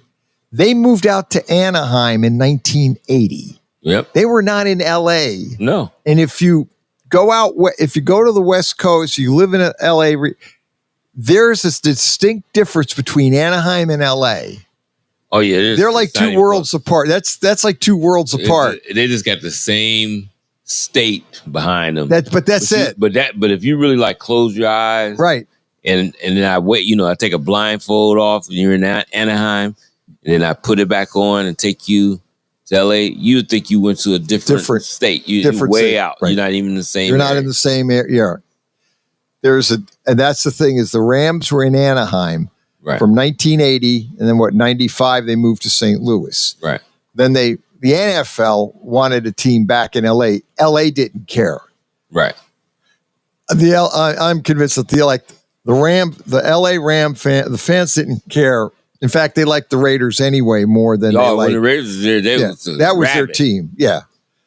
To this day, they love the Raiders. They love the Raiders in the Coliseum. The Coliseum, yeah. It used to be that Coliseum that big used to be filled up when it was the Raiders. You have to love the Raiders. The Raiders were there. In fact, if you go out there in LA, there's still people wearing LA Raider gear. Right now. Because they are. That's who should be in LA. They should have put. It's the only team that should be there. Left San Diego Chargers, who we call them San Diego Chargers anyway. They should have left the San Diego Chargers in San Diego. Yep. I don't care what you do with they should have really put the Raiders, not in Vegas, but put them in LA. Yeah. Oh, yeah. It's definitely be in LA. There's your LA team. Yep. Then leave the St. Louis Rams in St. Louis. Yeah. Because the fans, and they were going to build. That was the sad, and that's where they got sued and had to pay the city of St. Louis because the owner made all those promises about what he was going to do with the land around St. Louis, the stadium, put all that money into it. Then he pulled the plug and moved it to LA. They got sued.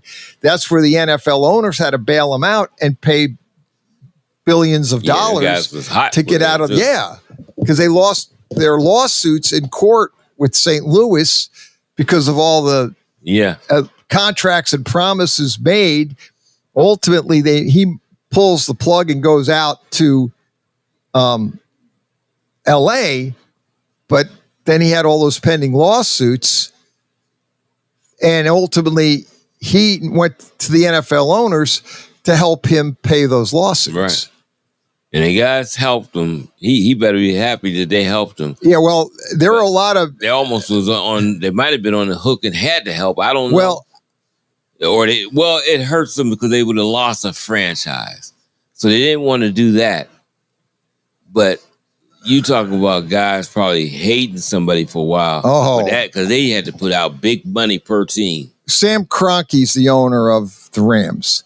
That was we talked about it. It's been maybe a year or two ago. He was the owner when this happened too. Yeah, right? He was the owner of the Rams. he owned when they were in St. Louis. He moved the team from St. Louis to LA. But evidently when he had all those lawsuits, that's where he got into trouble with St. Louis, is because evidently he had all kinds of agreements and contracts that he was going to spend money and, build up, I think, a new stadium and then develop like the land around it. And St. Louis was like, oh, this is great. And then he just pulls the plug, goes to LA. And then the St. Louis, all the area around there were upset. And all the promises, they sued him and won. Mm-hmm. And then he was looking at these lawsuits, significant lawsuits. I give you a number here. I'll look it up. But then Kroenke had to go to the NFL owners and say, hey, I need contributions from each owner to pay these lawsuits. And I remember I think it was Mara for the Giants is like saying he was really upset because he was like, you told us you had this taken care of. Because that's what he told the owners when he wanted to move the team in LA, because the owners asked, well, what about St. Louis? What are you doing there? And he was like, oh, I got that taken care of. Well, no, he didn't. Then he moves the team, he loses the lawsuits, and then he comes to the owners, the NFL owners, say, I need money to pay these lawsuits. And they're like, hey, whoa, wait a minute. You said this was all, you had this all figured out. And he didn't. No. That's terrible. And it was like, I remember it was crazy. You're reading these lawsuits and this, I go. Man, they need a team back in St. Louis. But they need to put a team back in St. Louis. You need to put a team in San Diego. You need to put here's your solution, NFL. On the minimum, move the Chargers back to San Diego. Get them out of LA because they don't have any fan base there. Right. Move them back to San Diego, and so they have a fan base. Yeah, just because it's a road the Raiders game now because there's too much money in the Vegas area. So you got to leave them there. You leave them there because the main team is the Chargers because they sharing with the Rams. If the Rams want to be in LA, leave them there and whatever. Because they're there now. Yeah. And you got the stadium built. Yeah. And you settled all the lawsuits with St. Louis. You had to basically put the Chargers back where they need to be in San Diego. But if there's only one thing, there's if you put about things to do, the NFL needs to put the Chargers back in San Diego, figure it out, get them back there, get them a stadium. I got money. You could figure it all out. These guys, we forgot. Oh, and then the other would be to give Seattle bring back the Seattle Sonics or the Supersonics and give Seattle a basketball team. Quickly. I'm serious. You know what? This is the scary part. They left, the last season they played was 2007-2008 season. After that season, they left Seattle and went to OK City. How many? That's going on at 18 years ago, almost. So, bottom line is, can't you get? So Seattle's been out a basketball team for close to 18 years. Can't you at least give them the team? I mean, Oklahoma City's doing great. Leave them there; they deserve it. Nothing against them, but give Seattle a team. Give them a team. If they expand, they have the market. It's a big enough market. I know. And we ain't got to worry about the fan base. No. That's good. Just get a team, put it back in there. Right. And take the San Diego Chargers back to San Diego. Oh, man. I remember just staying in them 2 years, even though I'm on the outskirts, but still was there because it's like 15 minutes away. So I stayed in Oceanside, California. Right. Come on, man. I used to go up there and see game. I couldn't believe, that place like a madhouse. Yeah. And I'm talking about the Chargers, the Padres. Right. They're going nuts. Well, they say now the Padres are the only team there. There, yeah. And people are that place is packed. It's crazy. Yeah. And they're nuts. A good team. They're playing good and they're competing against the Dodgers. But bottom line is, you've got to figure out a way of getting the Chargers back to San Diego. Yeah. And sharing that stadium, I'm so sick of that. Because that's so stupid. Because they play 17 road games every year. That's it. The Chargers don't have a home game. And at first, we used to say that about the Rams too, but now I can see they're starting to get Ram backing. You can see it. The Raiders have that problem though too. It's because the Raiders are fighting that too to some extent, because there's a lot of fans that come to Vegas from the opposing team to spend the weekend, gamble, and then go to their. And they get the tickets. So a lot of those Raider games, they sound like, wait a minute. Like, and it got to be certain weekends because guys still travel down from LA and Oakland to be there, but they're not there all the time. So when they go to that game, you're right. That those people from those different areas travel in. They were playing Pittsburgh Steelers. I swear, I thought it was Pittsburgh was at home at first. How loud the crowd was. Yeah. All the Steeler fans were in Philadelphia. Yeah. The Eagle fans travel. Pittsburgh Steeler fans travel. Yeah. You go out West Coast, a lot of those games, you can go, wait a minute. Or who's playing? Who's the home team here? Yeah. That's the only, because that was a major advantage that the Chargers had in their stadium and the Raiders had in the black hole. Oh, the old black hole. I mean, they had a major advantage. And even if you got them out of Oakland and put them back in the Coliseum at the Raiders, they still had an advantage. They did. Because I think there was a section for the gangs. I don't know. That place was packed with all kind of craziness in the LA Coliseum. Right. They lose a lot for where they at now. Chargers play, like I said, for them, they play 17 road games a season. Very unfair for a team that has a lot of talent. Well, and that's the sad part. They got a lot of talent. Football. Right. Yeah. And Harbaugh's building a good team out there. Yep. He got into the playoffs last year. Yep. I think they're only going to get better this year. He's got the quarterback. We talk about it. And I'm just looking at this guy. You know, when I seen him get and sign, what's the running back from Pittsburgh? Najee Harris. That's all. He's got his back. Got his back, yeah. No, he goes and draft, I think, Mario Hampton. Yeah, I did. From North Carolina. He said, no, I'm going to get the second best back. I couldn't get the first one because the Raiders got him. The Raiders got him. So I'm going to get the second best back in the draft because that's what's there. And he was having a problem. They said he didn't know if he wanted him or he wanted Henderson from Ohio State. He was going back and forth. Yeah. They was in there I don't know. I guess they probably pulled sticks and Hampton won.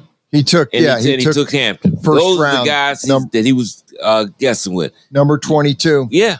Because he didn't know which one of the guys he wanted. But he wouldn't get that. Just let me know he wanted to run the football. I'm going to be dominant with dominant running backs. I mean, he's all. What else he likes to do? Big lineman. He did that. Well, he did. to look at the Chargers draft, Trey Harris, wide receiver out of Ole Miss, went second round. And he's a big receiver. And he's 6'2", 205. So he's going to be a big target. And he's going to compete with Mike Williams and Quentin Johnston. But he's going to get a lot of play. Yep. Trey Harris, and then he's going to have obviously the quarterback Herbert throw him the ball, and then typical Harbaugh game, but tough. And he got the guy in the slot that they got as a rookie last year from Georgia. Right. Can't think of his name right now, but he's a top flight receiver. He had a great season, great rookie season.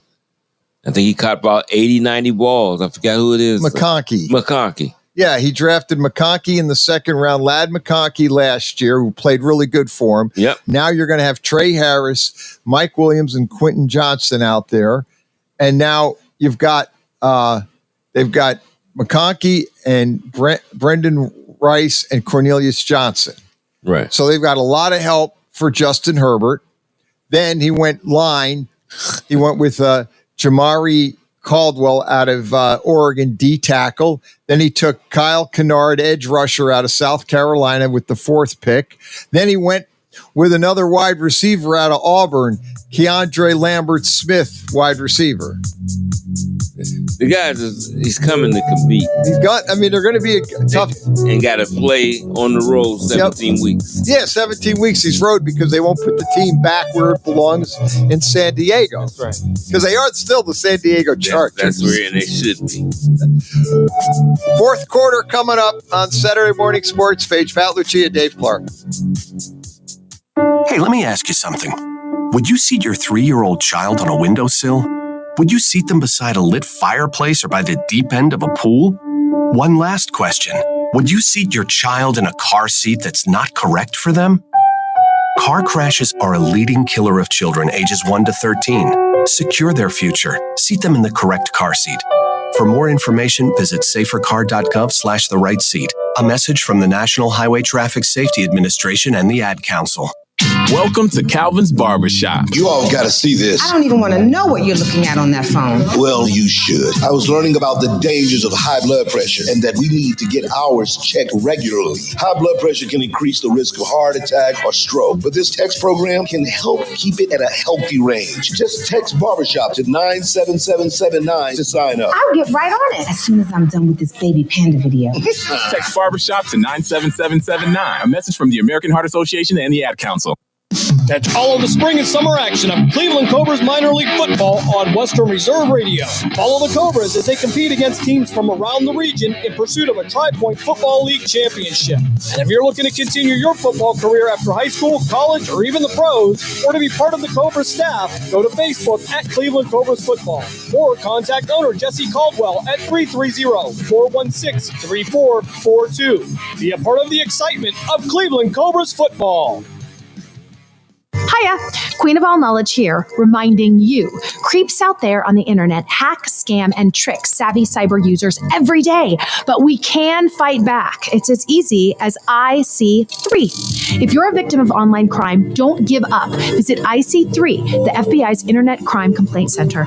Your tips help the FBI track down cyber criminals around the world. Report your crime to www.ic3.gov today.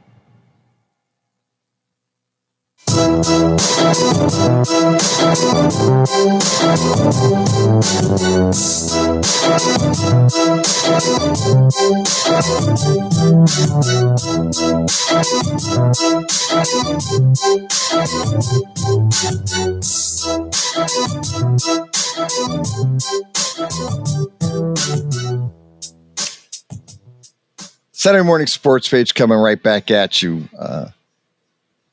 330-707-4202. Get in, talk sports. Do it every Saturday morning here, and here is Western Reserve Radio. As we're looking, obviously, at the brought up the Supersonics or the Sonics, depending on. I remember when they came in, they were the Supersonics. That's right. And they had a player by the name of Bob Rule, very good player for the 67, 68 Sonics. That was their first year in Seattle, and sadly, they left. The owner moved them out after 07, 08 season. They haven't been back since, but they did win an NBA title back in 1979, their only title.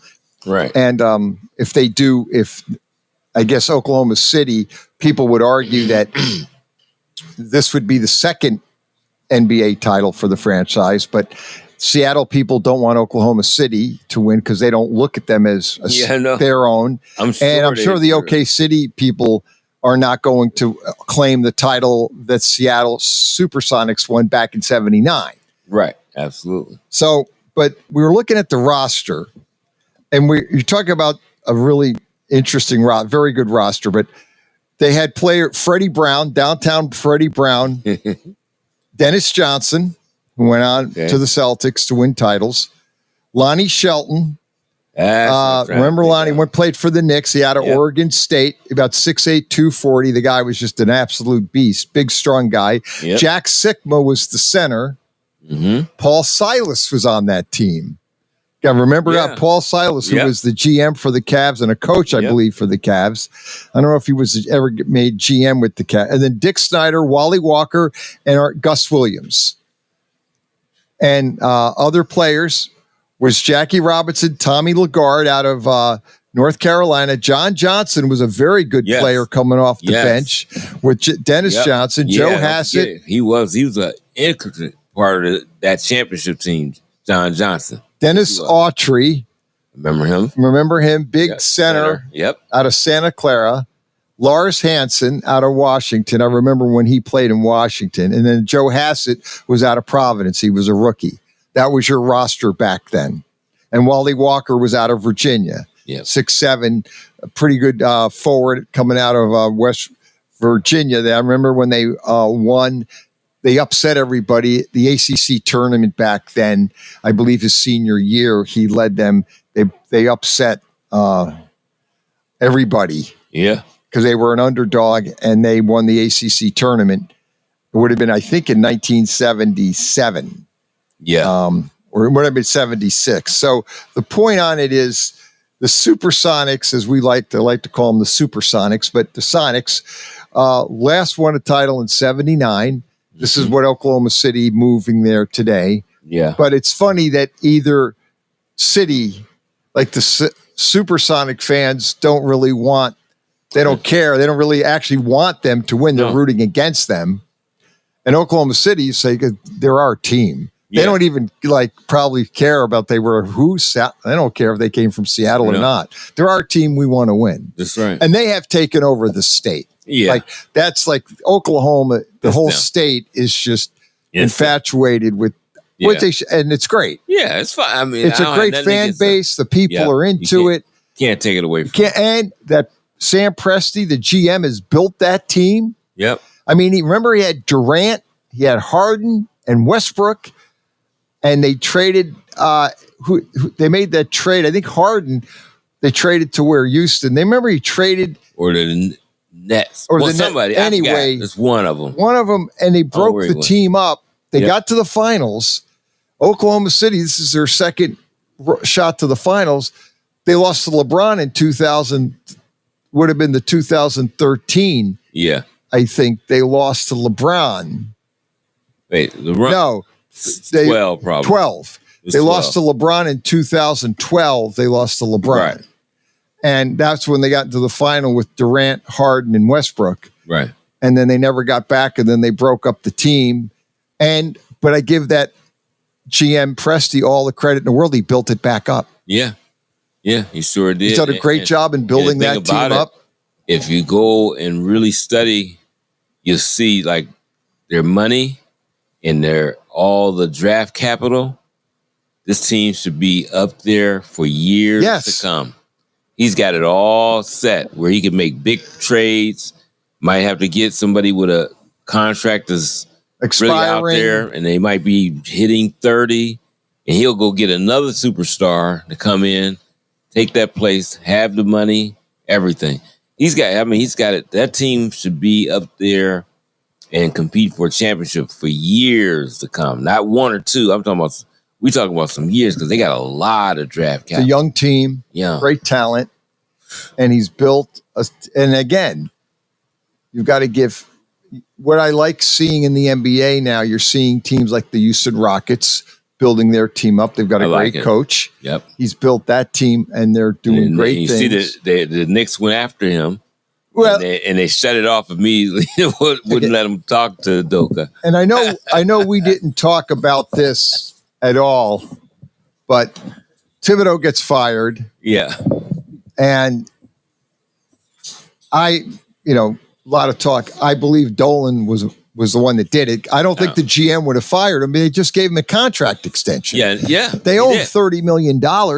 They gave him. They just gave him a contract extension. It's our old friend who's been so quiet we haven't heard from, which was great. Right. Because when we was hearing from him, the Knicks was a train wreck. A train wreck, dumpster fire. Oh, it was bad. I mean, I didn't even want to talk about the Knicks. No.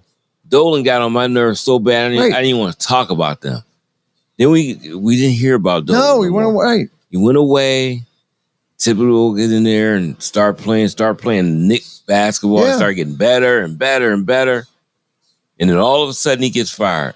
There's no way you could tell me the GM did it. No, because that's Dolan did that. Here's your answer to the question. Because they can't find a coach.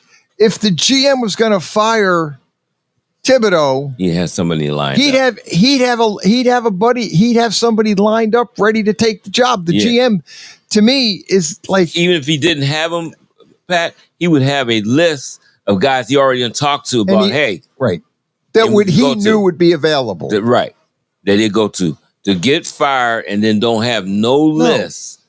Makes me think you put the Knicks back to the old Knicks. Yeah, Leon Rose is the.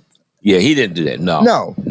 That's a confident guy that has been in the league a long time with great basketball teams. He didn't. No.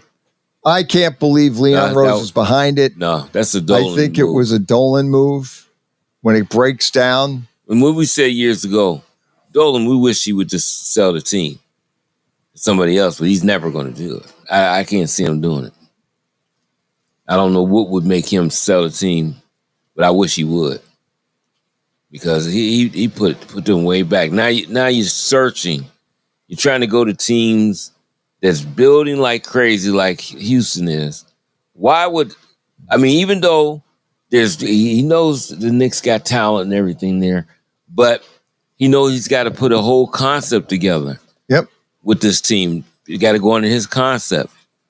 Why would he want to do that when you got a concept going at a good rate with the Rockets? Why would you do that? And you're drafting what you want and the guys that makes no sense. Makes absolutely no sense. He's not going anywhere. Allegedly, Westwood West, who is he's an executive vice president for the Knicks. He and Thibodeau didn't see eye to eye, and there was a lot of friction there. And rumor was that he was behind it, but Dolan supported him. And Dolan could have said, "No, he's our coach. That's You're it." out. Right. Right. He really could have said that. Right. He could have done that. Dolan could have told Westwood West, "You're out. I'm keeping Thibodeau if it's the case." Look how far we got. Right. Look how far we got. Let's hit the phones. Sure. You're on the sports page. What's up? Good morning, Pat. Good morning, Dave. How you guys doing? Hey, Irish Spike. What's going on? Not too bad. So we're in the third week of June here. The 4th of July is right around the corner. It's amazing how this times the season go, but obviously in the middle of next month, NFL training camps open and college football camps open because the season started earlier and earlier now. At least in college football, there's August 30. Well, first games are August 29th, and then the first full Saturday in season is August 30th. I think there's some games on the 23rd this year, too. There's about 5 or 6 games that were even played overseas or whatever. So it's just literally right around the corner. It'll be here before you know it. Zero, for some stupid reason, they call week 0. Right. Well, college has week 0. I like it. Yeah. Right. Yeah. Well, week 0. And then you mentioned in the first hour, Pat, anyway, just the reality is you're talking about the NBA and WNBA, and the ratings have been good for the NBA and obviously the WNBA. I got to be brutally honest with you, Pat. I haven't watched the WNBA in 28 years, and I have no interest in watching it. So, and that's I kind of follow the things online, but then I watch some of the highlights. But for me to sit down and watch that, I'm just not interested, to be brutally honest. It doesn't matter to me who's playing.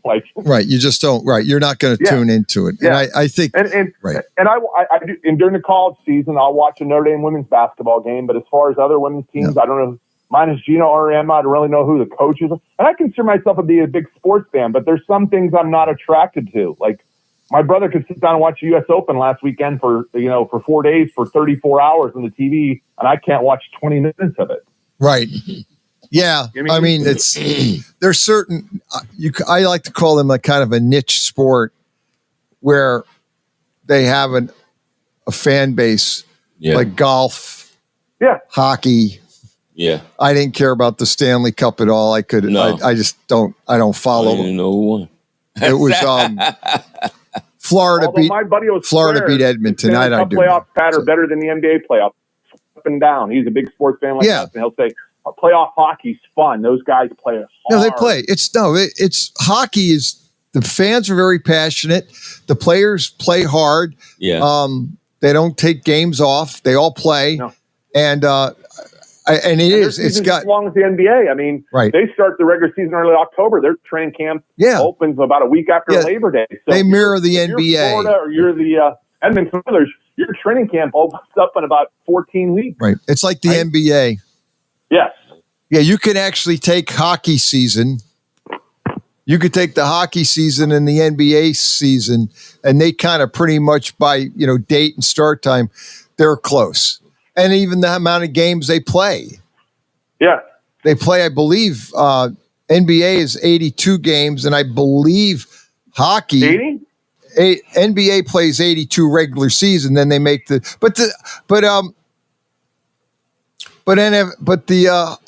hockey plays 82 games too.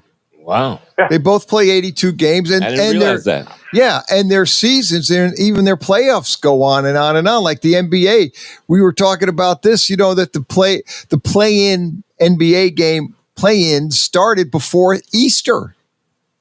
They've been playing NBA playoff has been going on for over 2 months. Right.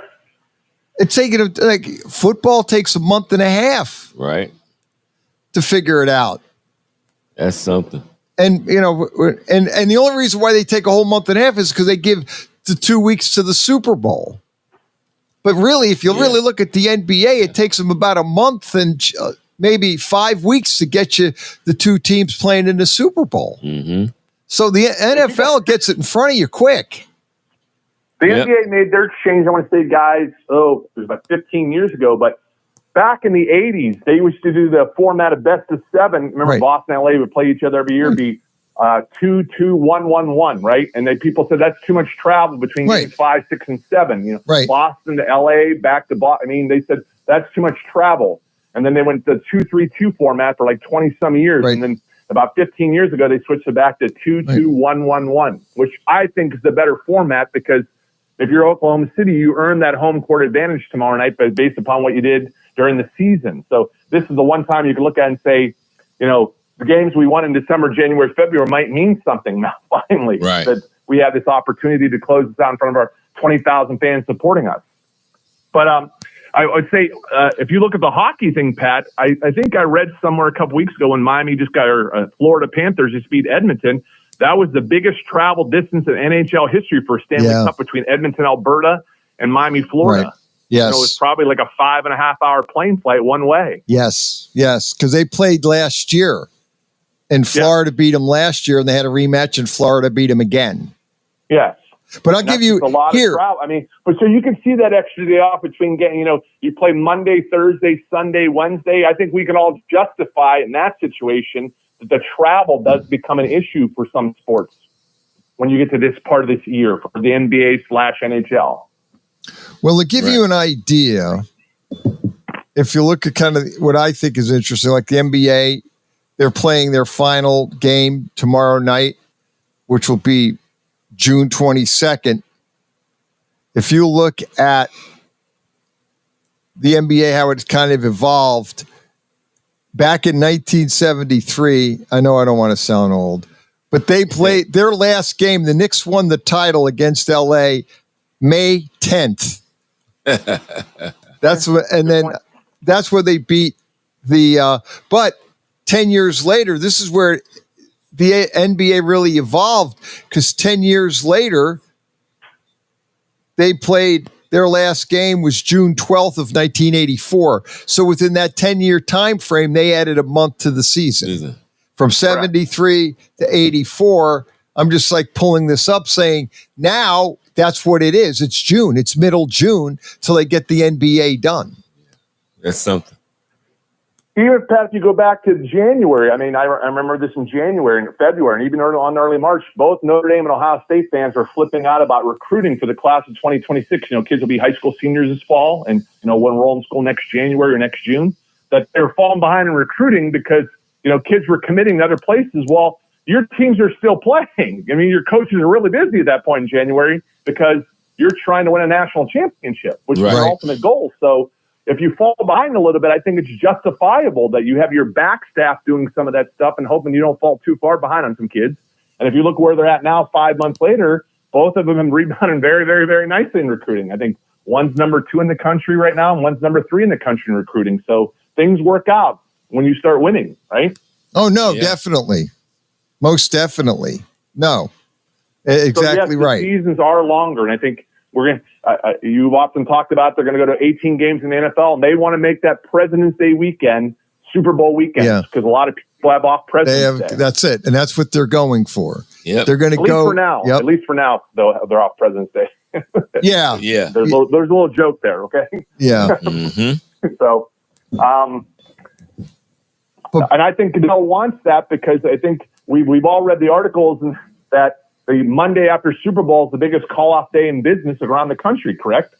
Yes, it is. Everybody calls in sick. That's true. Either the team didn't win or, they had too much partying going on or whatever. But, Goodell, they're dead. They are hell-bent on making that President's Day weekend, Super Bowl weekend. And they're going to do it. I think they're going to get – correct. We're going to get to 18 games. There you go. I think it might all happen in one. It's a perfect scenario if you do that. If you had that one game, that's it. Then there you go. There you go. But the only thing they're going to have to do with 18 games, they have to go to 2 bye weeks. So they're going to have to start the season a week earlier to get to that President's Day because they always have that 2 weeks. So if you're adding the game and giving them 2 bye weeks, you're making it a 20-week season. Yeah. Technically, it'll be 20 weeks. Yeah, they'll have to go. They got to go 2 bye weeks because they're not going to ever go to 1 week in between the Super Bowl and the championship games. So they want that 2-week build up. They'll go the 2-week build up. Yep. If they want to do the President's Day, now they're going to have to start the season a week earlier. Yeah, like the August 20-something. It had to be that weekend. Before Labor Day, not after Labor Day. So it might be, they actually might start the season the week of Labor Day. Yeah. Because right now they start it the week after Labor Day. Right. So they probably start the season with 18 games and 2 bye weeks. With a Labor Day Monday Night Football game. Yeah, with a Labor Day Monday Night Football game. But that's kind of where they would start it a week earlier. That would be the week earlier because they would start it the first weekend in September, not the second weekend. Yeah. Because they start it the Thursday after Labor Day. Mm-hmm. So if they're going to do this, now it'll be that Thursday. They would do the Thursday before Labor Day and go Labor Day would be a Monday night. And then they would then have it would be a 20-week season with the Super Bowl being played on President's Day weekend. Yep. So that's how they would do it. Because, the call-offs is ridiculous. No. That is an unbelievable statistic. It's unbelievable around the country when you add that up. Yeah. They're not coming. It's already, you already know they're not coming. No. Exactly. I mean, I think this year, Pat, my buddy told me the Super Bowl is February 8th this year, Sunday, February 8th. And he said this will probably be the earliest the Super Bowl is for the next couple decades, the absolute earliest. We think about that, February 8th. And he said that's going to be the earliest the Super Bowl is going to be in a long time. Oh, it's that early. Is it that early? Because it's usually always double digits. Remember? Labor Day, September 1st. So they're going to start the season on Sunday, September 7th. This is the earliest they can start a season. The latest they'll start NFL season is Sunday, September 13th, and the earliest will be Sunday, September 7th, like they're going to do this year. Okay. Yeah, February 8th. That's correct. Yeah, that's the early one because usually, it's always right in the double digits. So, yeah, that's early. Yeah, it's going to be, you're right. It's still the second Sunday of the month of February. Because February 1st is the first Sunday. Yeah. It's just the way it's lining up. Yeah. Wow. And Labor Day this year, Dave, is September 1st. That's a Monday, so they'll open the season Sunday, September 7th. Yeah. Yep. The season starts early. Yeah, they all have that. And then they're playing games on Christmas, too. So that Thursday night game is what date? It's the 4th. The 4th. The 4th. Right? The 4th. Yeah. Yeah, that's the NFL start date would be that would basically be 4th. That Thursday, right? Yeah. Wow. Yeah. Yeah. And, so this is one of the earliest. Even in college football, Dave, you're allowed to start your season like 30 calendar days before your first regular season game. So with these teams playing the 29th, 30th, and 31st of August, they're going to open up camp around July 29th, July 30th, July 31st. Yep. So that's even starting a little bit earlier than normal. The camps would start early. Yeah, right now, with the schedule, as you said, the opening game would be the Dallas Cowboys at the Philadelphia Eagles. Yeah. Thursday, September 4th, 8:20 on NBC. Okay. So that's the opening. Right? That's the start of the NFL 2025 season is September 4th, Thursday. Because I said, I know that's Labor Day is. That game is in Philly, too. Yes, it is. It'll be in Philly. It's going to be nuts. Because I actually think Dallas is going to be pretty good. I don't know why, but I do. Well, they got to get Micah Parsons signed, and I think they'll do it. Yeah. I think Waddle gets signed with Pittsburgh because the reality in the NFL is these players talk about it. They will never sit out. They can't miss a season. Le'Veon Bell is they go back to you can't sit out a season in the NFL. You have limited playing, limited years. You can't sit out because then that's just kills your clock. Yeah. And you can't sit out. They're going to complain to no end, but they'll be in. Yeah, he never should have sat out because he just lost the timing. That guy was a great running back going at that time. He sat that season out, and he was a shell of the running back he ever was. He's never got that timing back that he had. Never got it back. These players can't sit out an entire season, and they don't. He'll be back. I will guarantee you, Trey Hendrickson with the Bengals, Watt for Pittsburgh, Mike Parsons for Dallas. If it's the week before the season or a couple of days before the season, they'll get him. They're going to be sign. on that field. They got to sign. Yeah. They will sign the complain, and they'll be, the press, Twitter will be blowing up, everybody be screaming and yelling. They're going to sign the contract and play. They have to. They don't have any choice here. Yeah. Yep. This is what they're not sitting out. Right. Yeah, those days. Remember, we used to see those a lot. You see those days, see them now. But not now. No, too much money out there. Too much money, and you start the clock. It's the clock end. Like you can't sit the season out because if you come back the next year, you're where you were. Yeah. Sitting out doesn't get you anywhere. You're right. Right. Now, everything else moves forward. Everything else but you. But you can't move your contract does not move. You sit out, then you come back, you where you were before you sat out. Yep. Hey, Pat, you're talking about NFL. I think it was announced Wednesday or Thursday. I think the Baltimore Ravens made a sneaky good sign, Jahar Alexander, the cornerback. They've got good cornerbacks already to sign him. That just puts, like Lamar Jackson told the front office they went to Louisville together. They're teammates together. He's really good. Yeah, he's real good. And they already have 2 good cover corners. Now they have 3. Yeah, right? And if he stays healthy, they are. That's a sneaky good signing, Dave. Yeah. That is really yes. That is one sneaky good one. That's one of those under the radar signings. That's pretty good. Friday September 5th, the Kansas City Chiefs are at the LA Chargers in Sao Paulo. They're in Sao Paulo. They're playing that in Brazil. They're not even playing that in LA. They're going to play that in Brazil. And it's on YouTube. Kansas City at the Chargers. That's a Friday? That's a Friday night, 8 o'clock. The Philly game, right? And it's YouTube TV. It's streaming. It's going to ruin high school football knowledge to you. Oh, my God. Yeah, well. Yeah, I know that does. That's smack in the middle of high school football. I'll be right broadcasting. Then hopefully don't know nothing about the score. I'll watch it when I get home. Watch it when you get home. Unbelievable. But that's the NFL. That's it. Yeah. And again, they've taken over Christmas. Remember they used to be so respectful of college football day and high school. We don't bother that. Well, you heard that, college football, they said this made a comment. Somebody made a comment, said, college football is playing in December. Yeah. And they're complaining about the NFL having that Saturday in December playing. Yeah. And some guy called and said, hey, the NFL had that before you had it, college football. Oh, yeah. You're going on their ground, not the other way around. Yeah, and it is true. And it's true. And why does college football play all year, Pat, on Saturdays primarily? 95% of games on Saturday, and then they play their national championship on a Monday night because they don't want to put that on the weekend and battle the NFL. No. That's right. And this Thursday, they're going to have Dallas Cowboys Thursday, Christmas Day, Dallas at Washington, Netflix 1 o'clock, Detroit at Minnesota, Netflix 4:30. Oh my goodness! And the night game is Denver Broncos at Kansas City Prime Video. It's all on. That's a 3 good, really great teams. Games. NFL is crazy. Thank you, Irish Mike, for calling in. Yeah. Guys, have a great weekend. Enjoy your weekend. All right, you too. All right, Dave Clark. NFL. Game in the book. Yeah, the NFL. They're like the bully on the block. Now, they are the greatest show on turf. It is. Not close. They do what they want when they want to.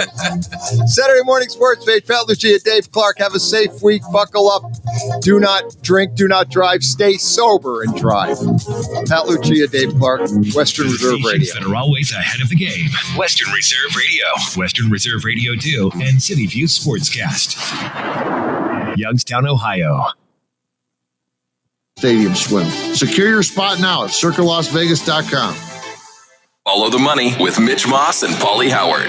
Well, we gave it a good run. Bet Pete Crow Armstrong to win the National League MVP very early in the season at massive numbers. Brought it up on the air. Some other people hopped on.